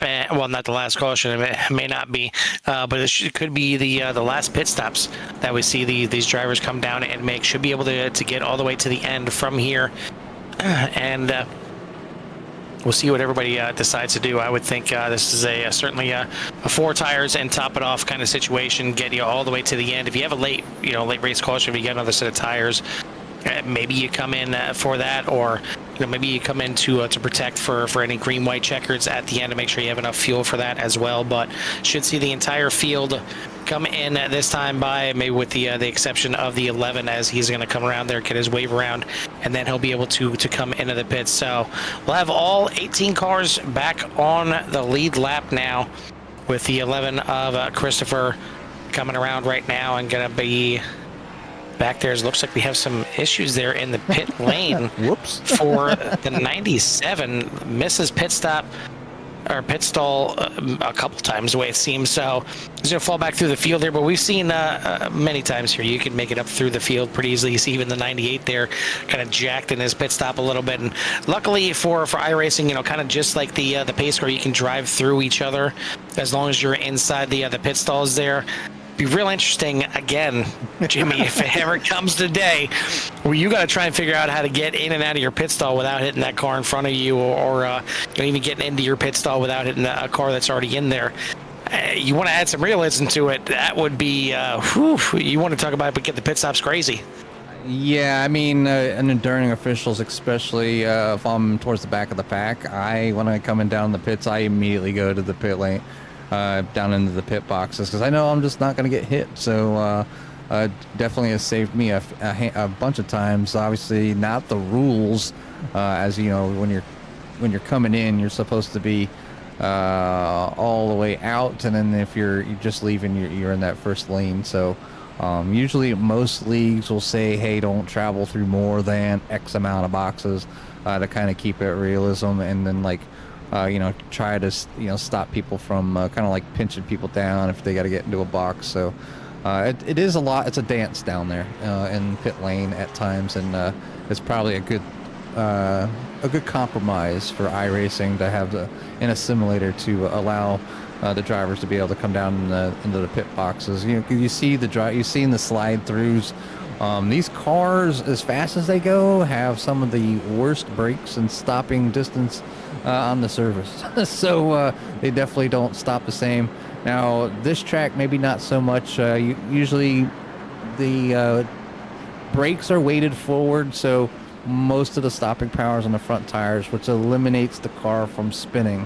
Now, some other tracks where the drivers are trail braking a little bit through corners, to help that car rotate, they'll move the brake bias backwards, and that allows more grip to kind of be in the front of the car, because just the way physics works and whatnot. And definitely, if you forget to turn your brake bias back up to the forward, you go to stop, you can find yourself going around in a 180 down in pit lane. But we're gonna bunch them back up here 2x2 here with Timothy Ivey up front, with Matthew Jordan, Michael Casey, Tony Brennan for your first 2 rows, and then you have Douglas Ivey, Paul Helms, Matthew Radford, Justin Spengler, Foster Yates, Kevin Winkler, Zane Bierman, Dale Garner, Richard Hartman, Wade Enyart, Daniel Carter, Cole Christopher, and Bradley Worley, and Jason Crispin still down in the pits with that number 98,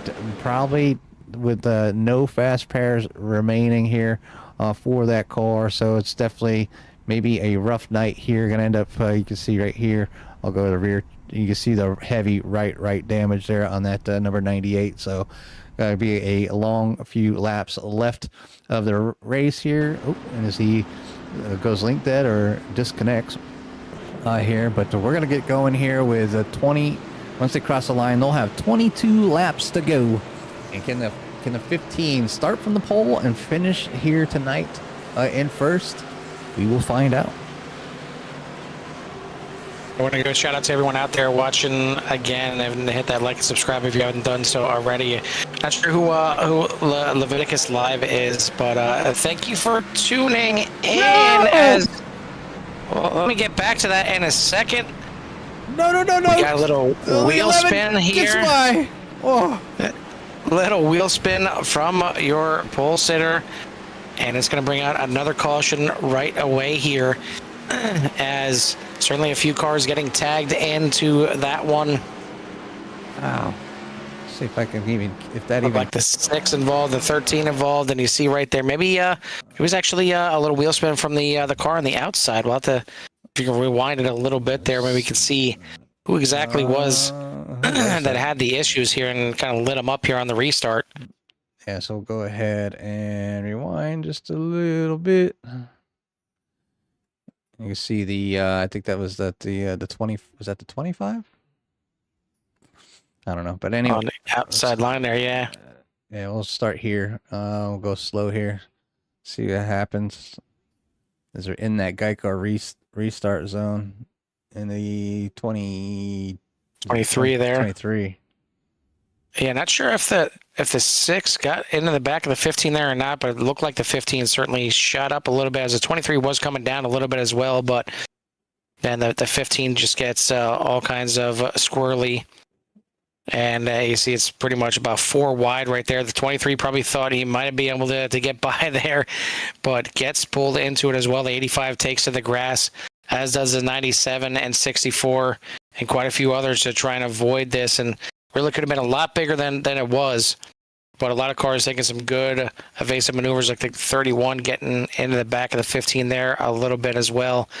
But yeah, as you mentioned, the 11 just sneaking by there at the end. Yeah, 42 coming to a stop, 88 came to a stop, just allowing the things to happen. You know, obviously caution is going to be coming out, and there's no sense of pushing it here. So maybe hopefully minimal damage to those involved, but definitely tough break for some if they're out of fast repairs. So we're going to get things back going again here. I'll go back live here. I don't think we'll see many people come down into the pits except those that need repairs. 23 in need of them repairs as they come down into the pits. But right now, the 85 of Douglas Ivy managed to escape by. I was going to keep that Bojangles machine out front there. See the 64 there, Paul Helms there in P number 2. Mike Casey back there in 3rd. Matthew Radford. And then Foster Yates for your top 5. That's going to bring the 11 that we used to be a lap down all the way back up into the top 10. It's that easy. It's that easy. You just kind of hang out there. You wait for things to happen, and you let the race come to you. That's exactly what happened. Well, we got Mike Casey here. We're going to bring him back up here into the booth, driver of the number 6. And Mike, you got a front row seat for that one, unfortunately. But what do you think the case was there? Was it the 15 maybe getting a little wheel spin? Was it the 23 coming down there getting a little wheel spin? It looked like somebody either was slipping or missed a gear on that start. Yes, sir. Looks like the top row spun the tires on that front, and when it did, it was just craziness from there. So even though you wouldn't think so, but Daytona, if you're on some old tires with the track temps being the way they are, you'd be surprised how much tire spin you can actually have. So it was just a case of tire spin, did the old Cletus, if you know what I mean. So it happens. Yeah, I mean, it's not exactly cool out there. You guys are out there, 123-degree track temperature, and I mean, these cars dance around a little bit as it is in the corners, but I'm sure you're kind of feeling that even as we talk about it. Looks like the track temperature is trying to go up to 124, but I mean, you definitely feel it when it gets up that high. Oh yeah.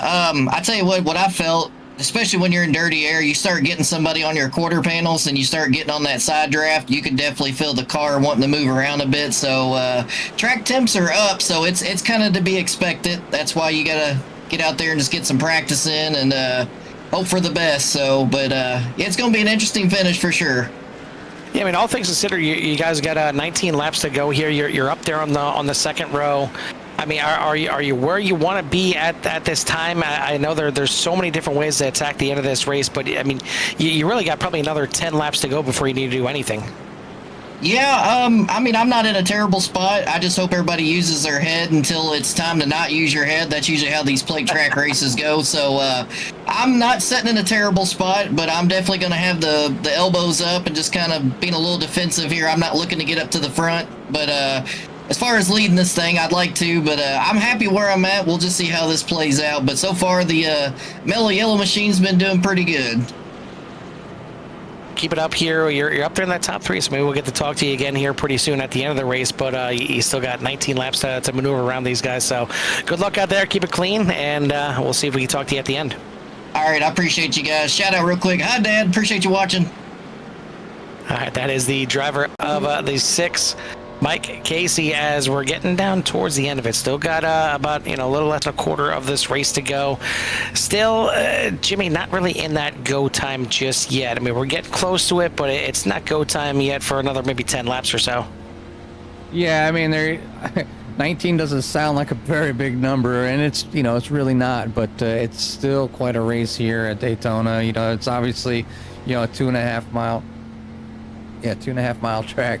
So it's definitely, a ways. And, depending on how many, if there's any more cautions, I mean, it could be, you could be out there for 15 minutes or you could be out there for 30. So it just really depends on how the drivers react to, obviously, these late stages. There's a lot of anxiety and everybody's competitive. That's why they're here and they're racing and they're getting ready to go back to green here as the green flag is flying now as we're on board with the number at 11 of Cole Christopher as he takes off here in P9 on the outside. I'll switch over to his cockpit so you can see what he's seeing at this point of the race. You can see the outside being a little sparse with a few drivers, but that doesn't mean anything here at this stage of the race. It just gives the opportunity for this outside to get some big runs.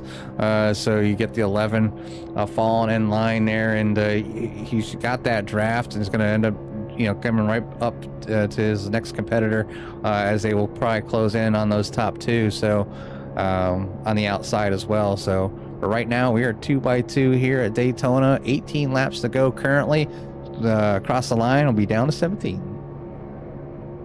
Yeah, definitely everybody back on the loud pedal, and that's one thing about these cars that I definitely love and miss. I mean, they wind it out there. They get up there in the tachometer before you're actually shifting, and it sounds so good when you're behind the wheel. Here's 11 up into the wall here a little bit, sideways and hard impact. The 15 getting involved there as well. The 23 right there, not sure how much he got involved, but the 13, I mean the 11, getting some heavy damage again. Just finally gets back on the lead lap, finally gets back up into the top 10. And now I'm not sure if he's going to be able to get that thing back around. May have to tow it back to pit lane as the up and down night here for the 11. Looks like it may end on a down spout here, as that was a big wiggle going into the corner and a huge correction there that sends him into the wall. Looks like he had no contact, just got into the wall, rode it for a little bit, and unfortunately the way these things come off the walls sometimes, it's like they're glued to it, and then all of a sudden it's like ripping off a Band-Aid, and it just shoots right off the wall. And try to correct it, and it didn't work out too well. It's a hard thing to do. I mean, you catch it, you don't catch it. He's got it, I don't got it, and then too much, and then obviously around it goes. Heavy hit, right tire just gone. 23 hit him in the side. 15 kind of finishing him off there in the front left. So steering gone on the 11. Smokes a flying. 23's saying not again. I just got involved in one, and, going down to that inside, trying to get away from the 11, just merely escaped. So hopefully no damage again on the 23. It looks like 23 was okay, but yes, tough break for the number 11 of Cole Christopher here in the final stages of the race here at Daytona. And you see that right front completely damaged. There was no way for him to even limp that thing back to the pits, so he tows it.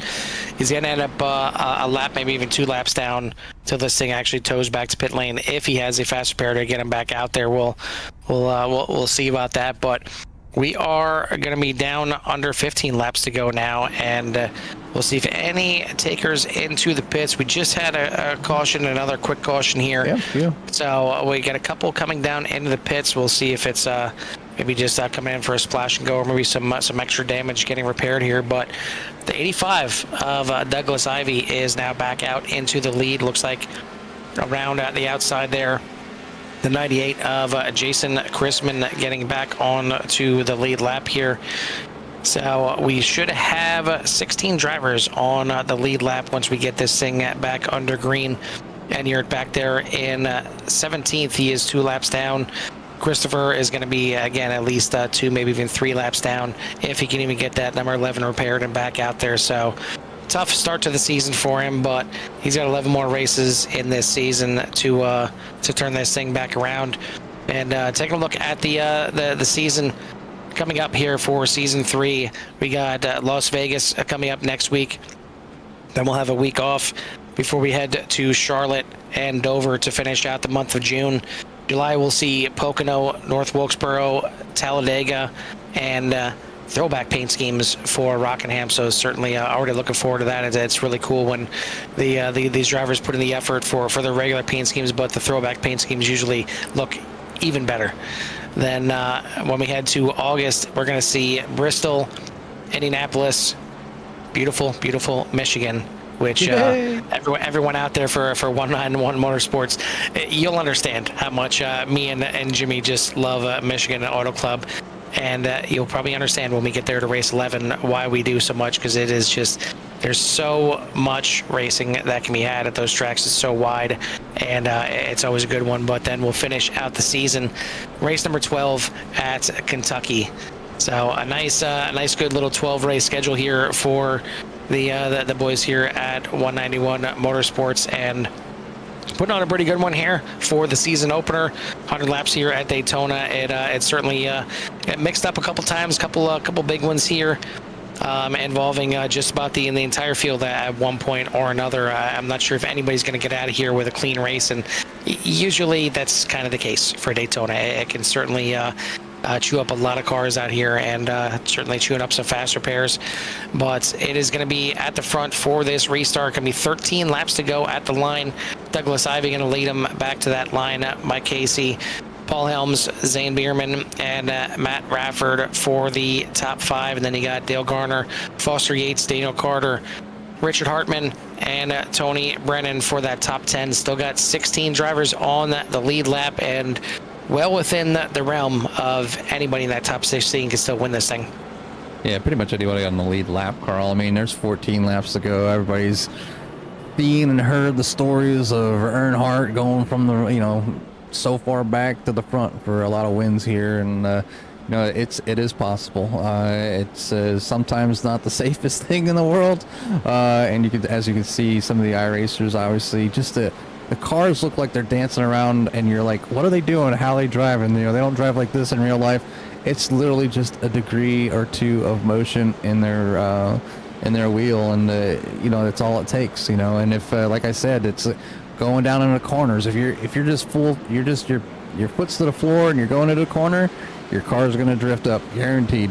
I mean, it always happens. There's just nothing you can do about it. You get in that dirty air, you end up getting shimmied up at least a half a car, if not more, and then you try to correct it, and that's where you see a lot of the bobbing and weaving. So a lot of it's just lifting just that ever so slightly, but they're 2x2 following the pace car here as we come down the front stretch, getting ready to go down to the Geico restart zone. The pace car is in the pits. The 85 looking to go green here just shortly. We're in the Geico restart range. He's on the loud pedal. The 85 gets a nice slow start here. No tire spin here on this one as the 85 and the 6 take off towards turn number 1. Yeah, side by side, and now the question is which lane is going to get caught quicker, and will there be any kind of moves? Looks like the 5 is going to tuck in right behind the 6, and then the 84 are going to tuck in behind the 85 as we'll head, actually the 64 that is, not the 84, head on to the backstretch. 13 laps remaining, still not quite in that go zone yet, but the 42, we're thinking otherwise, going 3 wide up here through the middle. And they're going to get chopped off a little bit by the 79 of Yates. So he's going to drift a little bit back and now kind of caught in that middle.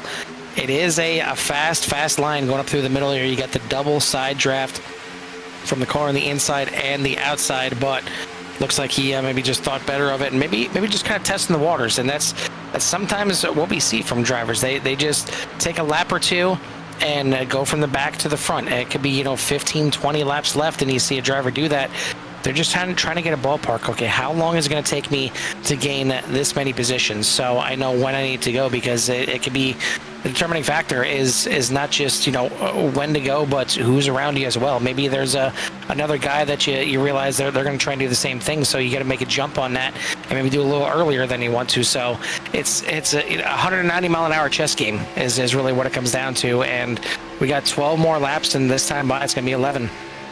Yeah, it's almost 10 to go, and obviously, people in the back are starting to think about when to make their moves. Some make it at 5, some make it at 10, but you think 10, obviously you got, still over 20 miles to go here, but 20 miles goes by quick at 200 miles an hour, so we're doing good here right now at Daytona with David Carter and Michael Casey leading the way. Well, as we get to the end here, big move there from the 97 to the middle to get around the 64, and it's certainly jockeying around here a little bit, and the 98 into the wall gets shoved up there. He's going to lose some positions and try not to lose the draft right now, as he'll hopefully be able to tuck in on the back there of the 21 He's got damage of Enyart, but certainly damage again to the front of that 98. But what I was going to say is the question is, well, never mind. I'll hold that thought again. The 44 gets spun into turn number 1. Looks like he did save it, but now the rest of the field is not going to save it. We got another yellow flag here, 10 laps to go. As you can see, it's starting to get racier here. It's starting to be go time for some of these drivers, and now the laps that they can pass each other is going to get even less.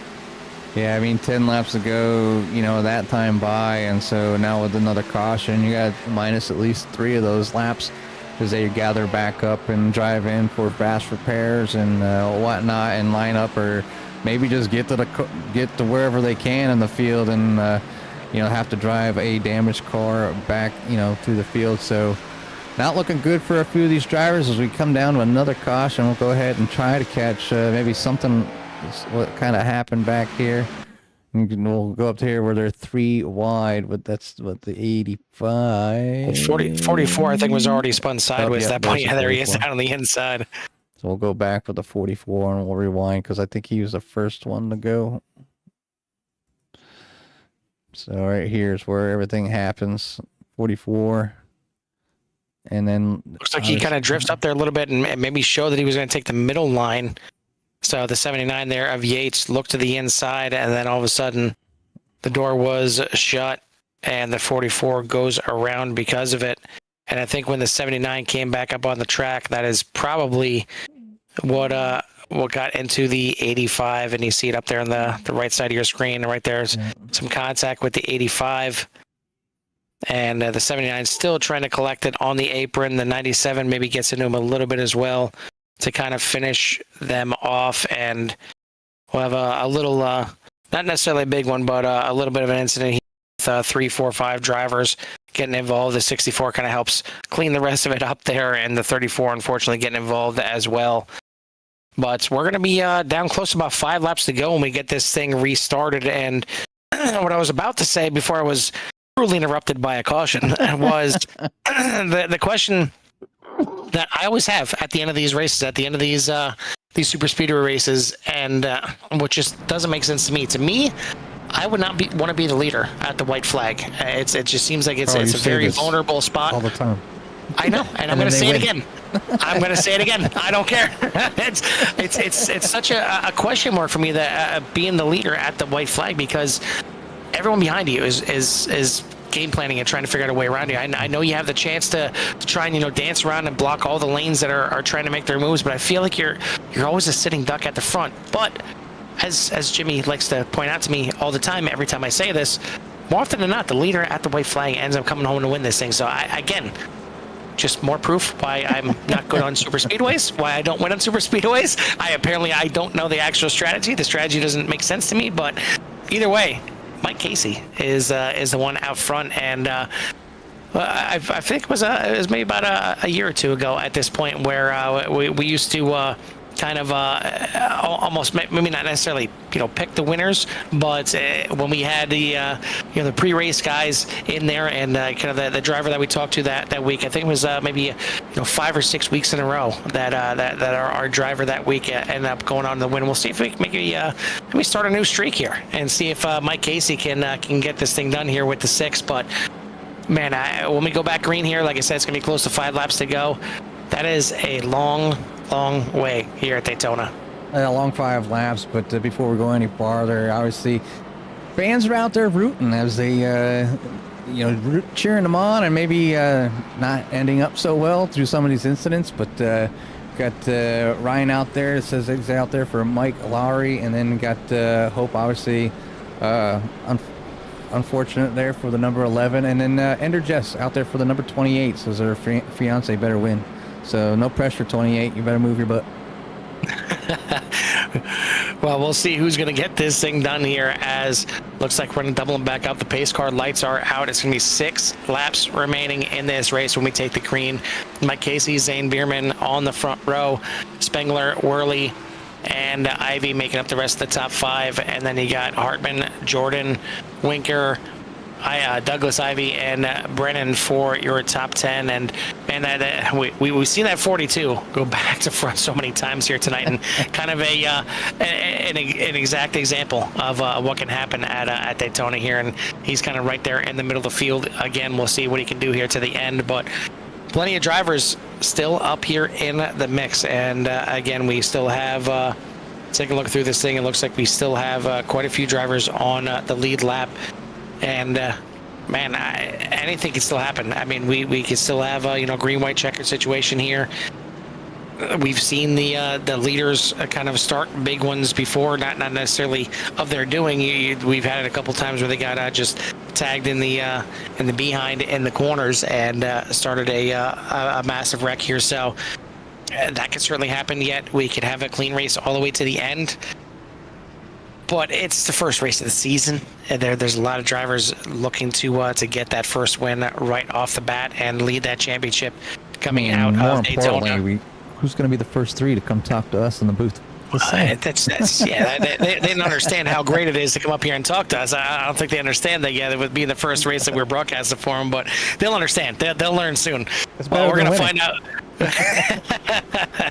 We're going to find out real soon who is going to get this thing done, as Spengler already tucked up close to the back of Casey. Hopefully we get no wheel spin. Hopefully get a good restart here as we take a good look at the drone shot here. Heading back to the green flag. It's going to be in control by Mike Casey here, hitting the Geico restart zone. We are back to racing at Daytona. A little bit of a shuffle there from Spengler, but he keeps it going. Oh no! And we are going to get back to green flag racing here. The 5 on the outside is now going to slide down to the inside since he sees that opening. A big restart from the 6 of Casey, but that's not necessarily a good thing here. We'll see if the 5 decides to tuck in behind him or go for the move. Down the backstretch they head, and he is going to stay in behind, but the field is coming on the outside there. Leading the charge, the 88 of Bradley Worley. Getting a big run down the backstretch, going to pull alongside of the second place Bierman, but out front it is still Mike Casey. Back at the line will be 5 to go. 5 quick laps here at Daytona. Who is going to be your winner? Anybody within that? Pretty much anybody out there still. Carl, we've seen things happen in turn 3 and 4, and the end results are way different come the start-finish line. So we've even seen somebody win sideways here at Daytona, so it's definitely can always be just a cluster as they come down to the finish here. As everybody wants to win, everybody wants to get them points, everybody wants to win the championship here. You know, even if it is a free T-shirt or something specific from our sponsors. But the 52 looking about going down to the inside and thought twice about it. So kind of a double move there by the 52, but follows the 88 as they're now down on the inside. Allows that outside to be open there for the 42 to get that run. Will the 42 or the 52 or the 88 go to the top side? But some people down there on the apron right there. I think that's the 23 back there again. Matthew Jordan able to save it. It was way off on the apron there coming down into turn number 1, but still green flag racing here as they head down the backstretch down to turn number 3. Worley leads him into turn number 3, followed closely by Hartman on that inside, and then you get Mike Casey right behind him on the outside line, now getting blocked a little bit. The 42, but the 42 going to look to the middle, a little bumping and banging. Hang on. And that is going to end up causing another caution here. The 42 will get to the lead, but just some close racing there is going to bring out another caution. This is certainly nice for the 98 kid to get caught back up to the field here, but a few more cars are going to get wrecked and involved in this one, and it looked like some jockeying for real estate there is going to bring us under a late caution, and should be seeing green white checkered action here as well. Yeah, we'll go back and see things happening here. I think it's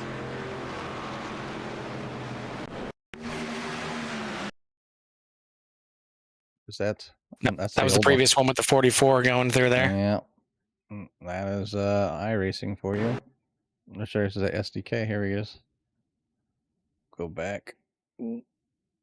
And Yeah, we'll go back even further to see the 42 kind of splitting and going through there. Bad camera chopper. And you see right there, the 42 just barely clearing past the 52 there, and the 52 and 13 getting into it.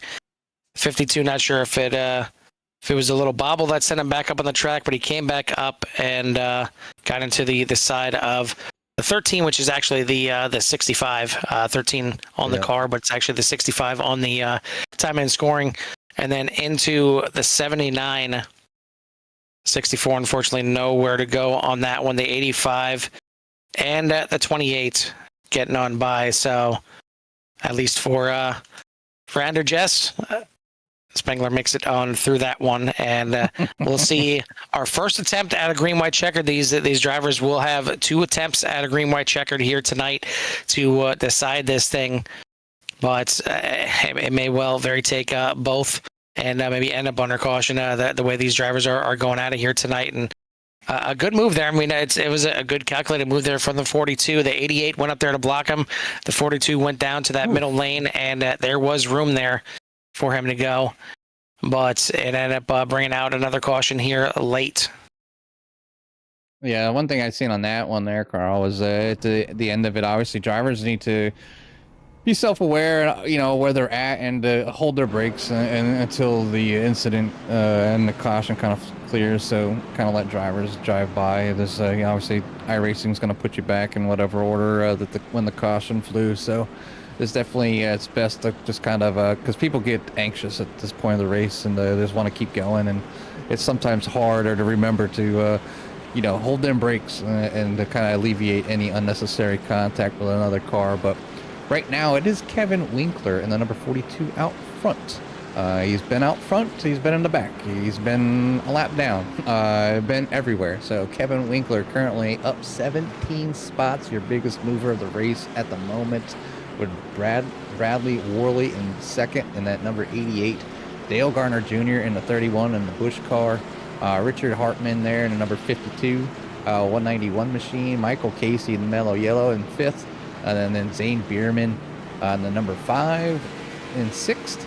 In seventh is going to be Paul Helms in that 64, Justin Spengler in 8th in the number 28, Douglas Ivey in 9th, Jason Chrisman in 10th. In the 98, Matthew Radford in 11th. Foster Yates back in 12th. Matthew Jordan 13th. Tony Brennan in 14th. Wade Enyart back there in the 21 car in 15th. Timothy Ivey is in 16th in the number 15. And I believe Daniel Carter and Cole Christopher are out for the evening, as Cole's car is still down in the pits, probably taking some heavy repairs, but probably will be in there for the rest of the race, unfortunately. But coming down to the end here, 3 laps to go. This time by, we are too wide. Lights are off on the pace car. This will be a what they call a green-white checker attempt. So they'll go green. It means 2 laps to go. They got to make it around, hit that 1 lap without breaking a caution, and then that will be the final lap. If that fails to happen and another caution comes out, they will attempt another run just like this one. Then you start thinking about how much fuel is in the car. Did they take enough? Things like that. Probably not a problem here tonight, as they've been down in the pits a few times here, but definitely a eventful one here for the finish. Yeah, and we talked about back to front and how much qualifying doesn't matter here at Daytona. Well, your leader right now, Kevin Winker, shotgun on the field, started 18th position here. He's up 17 spots. Brett Worley started back there in 10th. He's up 8. And pretty much, well, the entire top 5 right now has gained positions. Richard Hartman up 10 spots from his starting spot in 14th. So qualifying doesn't matter, didn't matter. What matters right now is this green-white checker. We're going to take the green. If they come back and they take that white flag, then the next flag will end it, whether that being a checker flag or a caution. So we'll see what happens here, but right now it is going to be Winker leading them back to this green flag. You got Worley, Garner, Hartman, and Casey for your top 5 back in the restart zone. The 42 back on the loud pedal, as looks like Garner blinking out at the wrong time right there. Heck of a restart from the 88 on the outside. Not sure if he jumped that thing or not. That was very close to beating the 42 back to the line, but either way, both lines getting back situated here. The 42 to the inside through turns 1 and 2. The 31 tucked in close behind. Got to be careful bumping in the corners. The 5 into the wall on the outside. The 97 getting into the back of the 85, trying to hustle him to get him up there side by side as we head to turn 3. Back here in the back there, looking at 3 wide. So everybody trying to get a position when they can, but obviously still winding up here as they're coming out of turn number 4. This will be for 1 lap to go. All they've got to do is make it to the start-finish line, and they have done it. Final lap in the books. Who will be your winner? Bradley Woolley out front with Richard Hartman second. Heading down into turn number 1 for the final time. We got a wreck towards the back of the field, 64. So they're going to race this thing out. The 88 is in the lead, heading out of turn number 2 onto the backstretch, going down to the bottom to block the run there for the 42. The 5 now into the wall, collecting the 79 at the front. The 42 getting a heck of a run, gives a shove to the 88, so he's not going to jump out of line just yet. 4 cars battling it out here, coming around through the final corners. Mike Casey down to the inside, going to try and get a run off the corner. Will the 42 dip out? He will, but there's going to be contact. Now the 6 jumping around, but Worley going to do the blocking that he needs to get the win here tonight. Bradley Worley winning the season opener here, doing fantastic blocking. And we'd have to take a look back. I'm not sure if that 88 was in the lead at the white flag. It was damn near close. I don't know if he was in front of the 42 or not, but probably was, because it just doesn't make sense to me. But either way, Worley getting it done here tonight. Winker tried everything he could off of turn number 3. Just didn't have a good enough run to get alongside of the 88. Casey tried a late move there at the end as well, but he's going to come home in 3rd. Timothy Ivey, a good job there with the 15. Hopefully he's got the internet issues fixed by next race. Certainly a bit of blinking here tonight, but good enough to bring him home in 4th. Dale Garner is going to bring that number 31 Bush machine home in 5th place as well. We'll take a look at the entire rundown. Is certainly a last lap incident, a few last lap incidents shook up the final order of this race, but it ended up being a pretty good one running back to the line, and it took some heroic blocking there, and doing the right things at the right time from the 88. Certainly could have gotten hooked or had some issues there running back to the line, but it's going to be the 88, the 42, and the 6 for your top 3. And once this thing goes official, there we go. Jimmy, why don't you give us that final rundown here tonight? Yeah, final rundown of the opener here at Daytona. It's going to be Bradley Worley with your win in the number 88, then Kevin Winker in the number 42 for second. Michael Casey will come in third in the number 6. Then you had Timothy Ivey, Dale Garner for your top 5, Matthew Radford, Richard Hartman, Jason Chrisman, Douglas Ivey, and Tony Brennan to round out your top 10. Wade Enyart, Foster Yates, Justin Spengler, Matthew Jordan, Zane Bierman, Paul Helms, Daniel Carter, and Cole Christopher finishing out your race here tonight. So some tough racing out there for a lot of drivers trying to either, new league, new drivers. Some have been together for a while, some may have not been. Maybe they're brand new to the series. So obviously trying to learn who can do what in their vehicles. And but I think overall, Carl, pretty decent finish, pretty great race here for the fans out there on CRN. I think we're hitting some of our top tier numbers here with this crew. With I think we broke 30, at least 30 viewers out there. So I want to again say thank you to the viewers. You guys are great for coming out here and supporting these drivers and their hobby here. And it's a small niche, but a lot of us love to do it. So definitely, again, thank you for being here. And we were going to get a chance here. We're going to get some interviews in here with the top 3, and probably Michael Casey be the first one. So as Carl's rounding up the troops, we'll go ahead and get set up to view their cars while they get their interviews. Yeah, we'll get the top 3 here in a moment. Want to thank everyone out there for tuning in. We did have 15 cars on the lead lap at the end, 16 cars still running. So all in all, I think it's a pretty good showing for the boys here at 191 Motorsports. And again, thank you to the sponsors as well for the series, Kim's Cups and More, and One Vision EMS and Transports. We'll get to learn a little bit more about them in the upcoming weeks here, as next week we are going to have the man behind it, even though I believe is his wife that is a part of Kim's Cups and More. But we're going to have Wade Enyart as the pre-race and in-race reporter for next week, and then the following race at Charlotte, we'll have Richard Hartman with One Vision EMS and Transports to talk to before the race and during the race.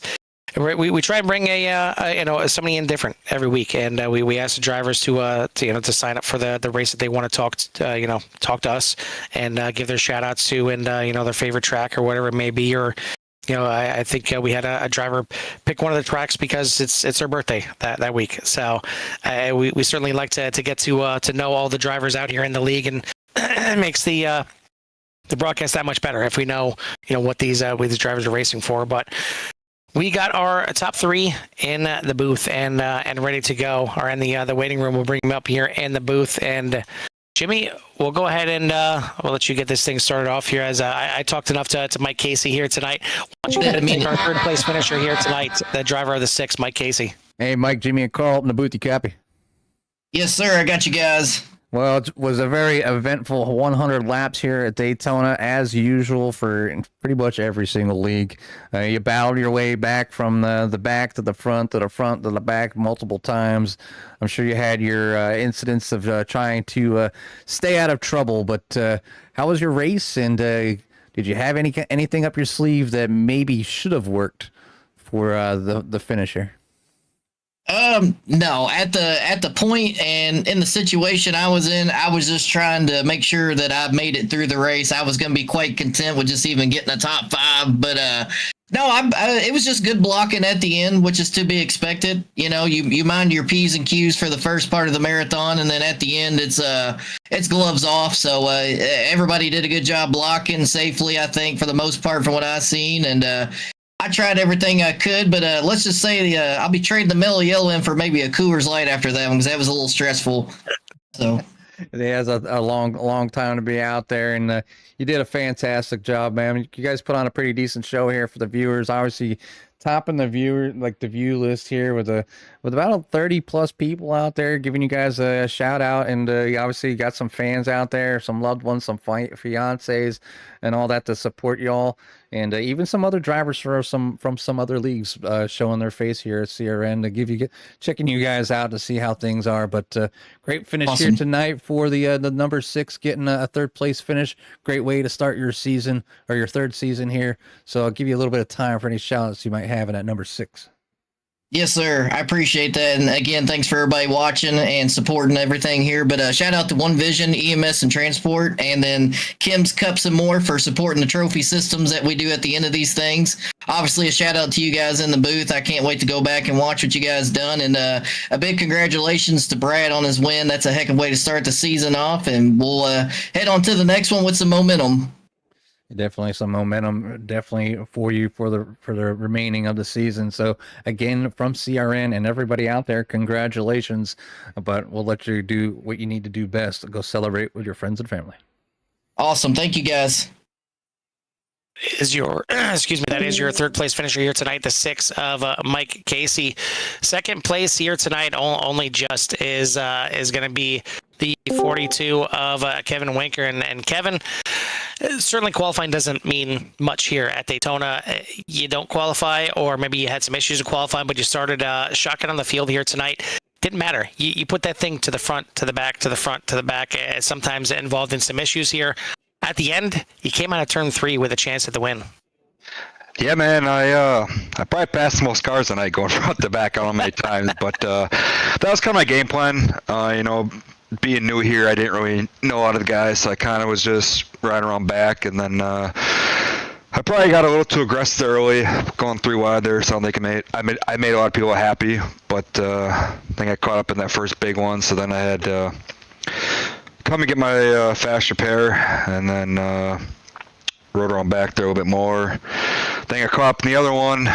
Didn't need a fast for that, but I needed some damage fix. And then, as you said in the broadcast, I tried to get all the damage fixed. I couldn't get tires, and I lost the draft, and just trying to make it to the stage break or the comp caution or whatever. So went a lap down there, got my lucky dog, and then from there it was just kind of riding around back. After that again, it was kind of dicey up there, so I didn't, and with only one fast pair, I didn't really want to push it, so I kind of just rode around back, would try to push way up and then fall back and just kind of test some stuff out, and avoid a couple of those big ones late in the race there. And then I think the move of the race for me was when the 88 tried to block me, and I kind of split him and I don't know who it was on the bottom, and then they all wrecked behind me. So I think that put me with the lead there, which the lead here is track position is pretty critical here. So, and then just coming down to that restart, I just had to try to figure out who I wanted to work with. I got no teammates in this league, so it's kind of difficult, to try to work with somebody if you can't communicate with them or anything. So I was just trying to hold the bottom as best as I can, and then I thought I had it there, and the 88 just got a little bit of a run there, and then jumped down in front of me on the backstretch there, and then I got a hell of a shot from whoever behind me. I thought we were all going to wreck because I just got blasted into the 88, and I'm surprised we kept it straight. And then I knew the 6 was going to try to go high because he was getting a run on me, and I tried to block that and then cross back over the 8, but 88 just put on a masterful class of blocking. That's what you got to do with these races to take the win, and nothing was dirty about them. They were all clean, so props to him putting that on, and up 16, 17 spots, whatever, so I'll take that to kick off the season here. Yeah, it's almost a running joke at this point when it comes to super speedways that I don't understand how the leader at the white flag ends up going on to win so many of these races. But looking back, do you feel like you were in a good spot? Were you in the ideal spot? Would you rather be leading at that white flag, or would you rather be the guy chasing like you were? Oh man, I've done a lot of super speedways, and I've been wreck leading, I've been wreck second. So I really don't think it matters. I think it's more of how the moves come from behind you and how you react and who works with you type thing. It's not necessarily, if you're the leader, you're the second. It's more of how you react to what's going to happen behind you. And that's what's so hard about these is you don't know who's going to go with you, who's going to do what, and it's it's all just kind of a guessing game, and you hit it right on the head or you end up in the infield care center, so You hit on the head. Yeah, exactly. yeah, so I mean, it's like I said, I don't really think it's more, do you want to be leading, do you want to be second? I mean, obviously leading, you want to if the caution comes out, but in iRacing here they don't throw the yellow once you get the white flag, so that doesn't really matter either. So yeah, it all just comes down to how you play your cards, right, and hopefully they end up right. But like I said, overall, being new to the league, kicking off season with top 3, leading a couple laps there at the end, I'll gladly take it. Sad I'll be missing next week. I'll actually be in Vegas. Well, these guys are racing in Vegas, so. But yeah, I'll catch the next race after that, and hopefully we can do one step better and get on the winner's circle. I mean, at the end of the day, you got up here and you came off of turn number 3 with a chance at the win in the season opener, and at the very least, you survived Daytona. It can just be a chore surviving sometimes at Daytona, but you get it to the end. You get up here on the podium as well and get to talk to us. So, congrats on the finish here tonight. Before we let you go, who do you want to give a shout out to or thanks to? Yeah, as always, going to shout out to Bruce Muhlberger Custom Homes, coming on board and sponsoring me in all my leagues. I know he's watching tonight, so big shout out to you, Bruce. He's a huge supporter of mine, Winker Nation. Shauna, Haley, Brandon, Justin, Gordon, Brett, Nicole, all them guys that come out every night and support me in my my awesome hobby. It's kind of overkill, but I enjoy it. So shout out to them for sticking with it and tuning in every night that I race. And then Nate Cogdo at Sonic Rep Design for the paint. If any paint stickers, any of that stuff, you can check them out on Facebook at Sonic Rep Design.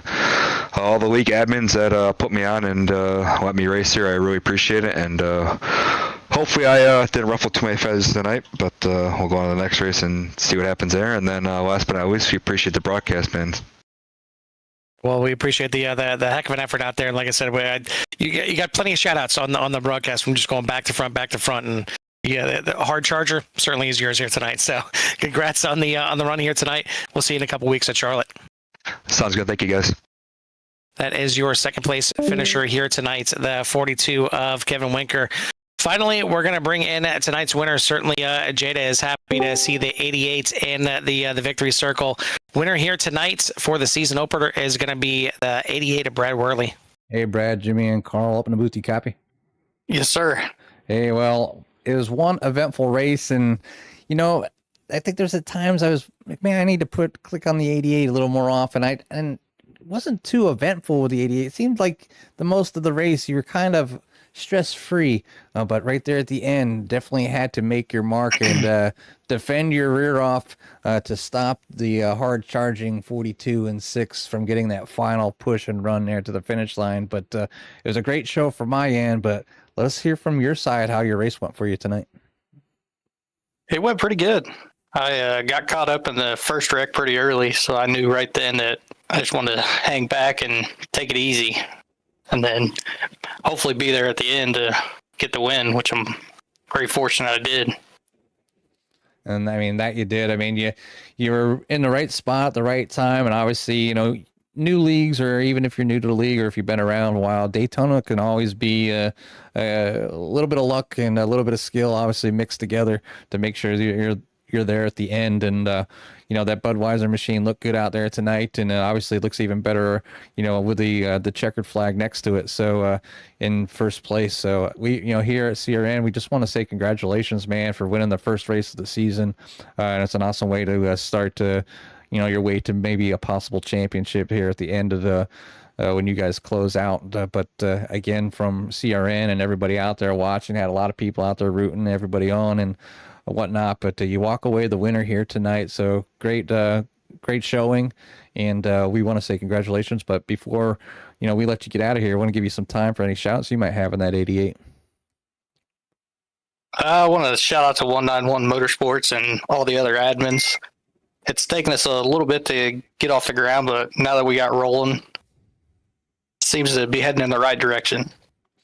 Yeah, it's being an admin of a league myself, it definitely has its trials and tribulations, getting things going, keeping people happy, making small changes, bringing people in, and hopefully they fit in with your core group. But you guys have put on a great show here tonight, and hopefully people will see that, and their Sundays are open and come out here and run these cars that aren't ran anymore. That was the first thing that me and Carl talked about, is they are missed. I definitely miss this car, not only in real life but here on the service, and this is the first I've seen.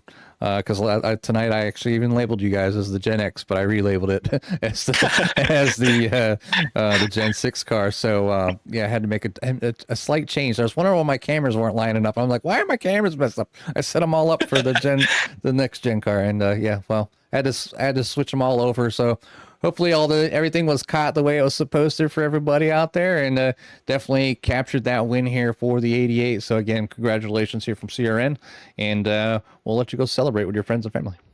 Alrighty, thank you. That is your winner here tonight, the 88 of Brad Worley. Getting it done with a pass at the right time and some timely and crafty blocking coming out of turn number 3.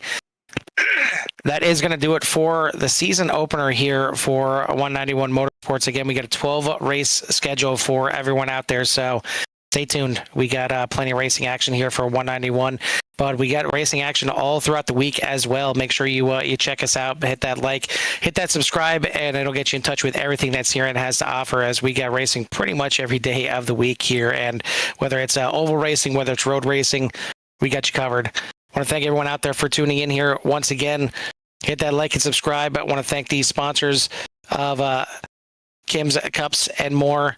And there we go. One Vision, EMS, and Transports for coming on for the season. Can't thank sponsors enough for anything that they put forward for these leagues. But for myself and Jimmy from the Daytona International Speedway, we'll see you at the track. Peace.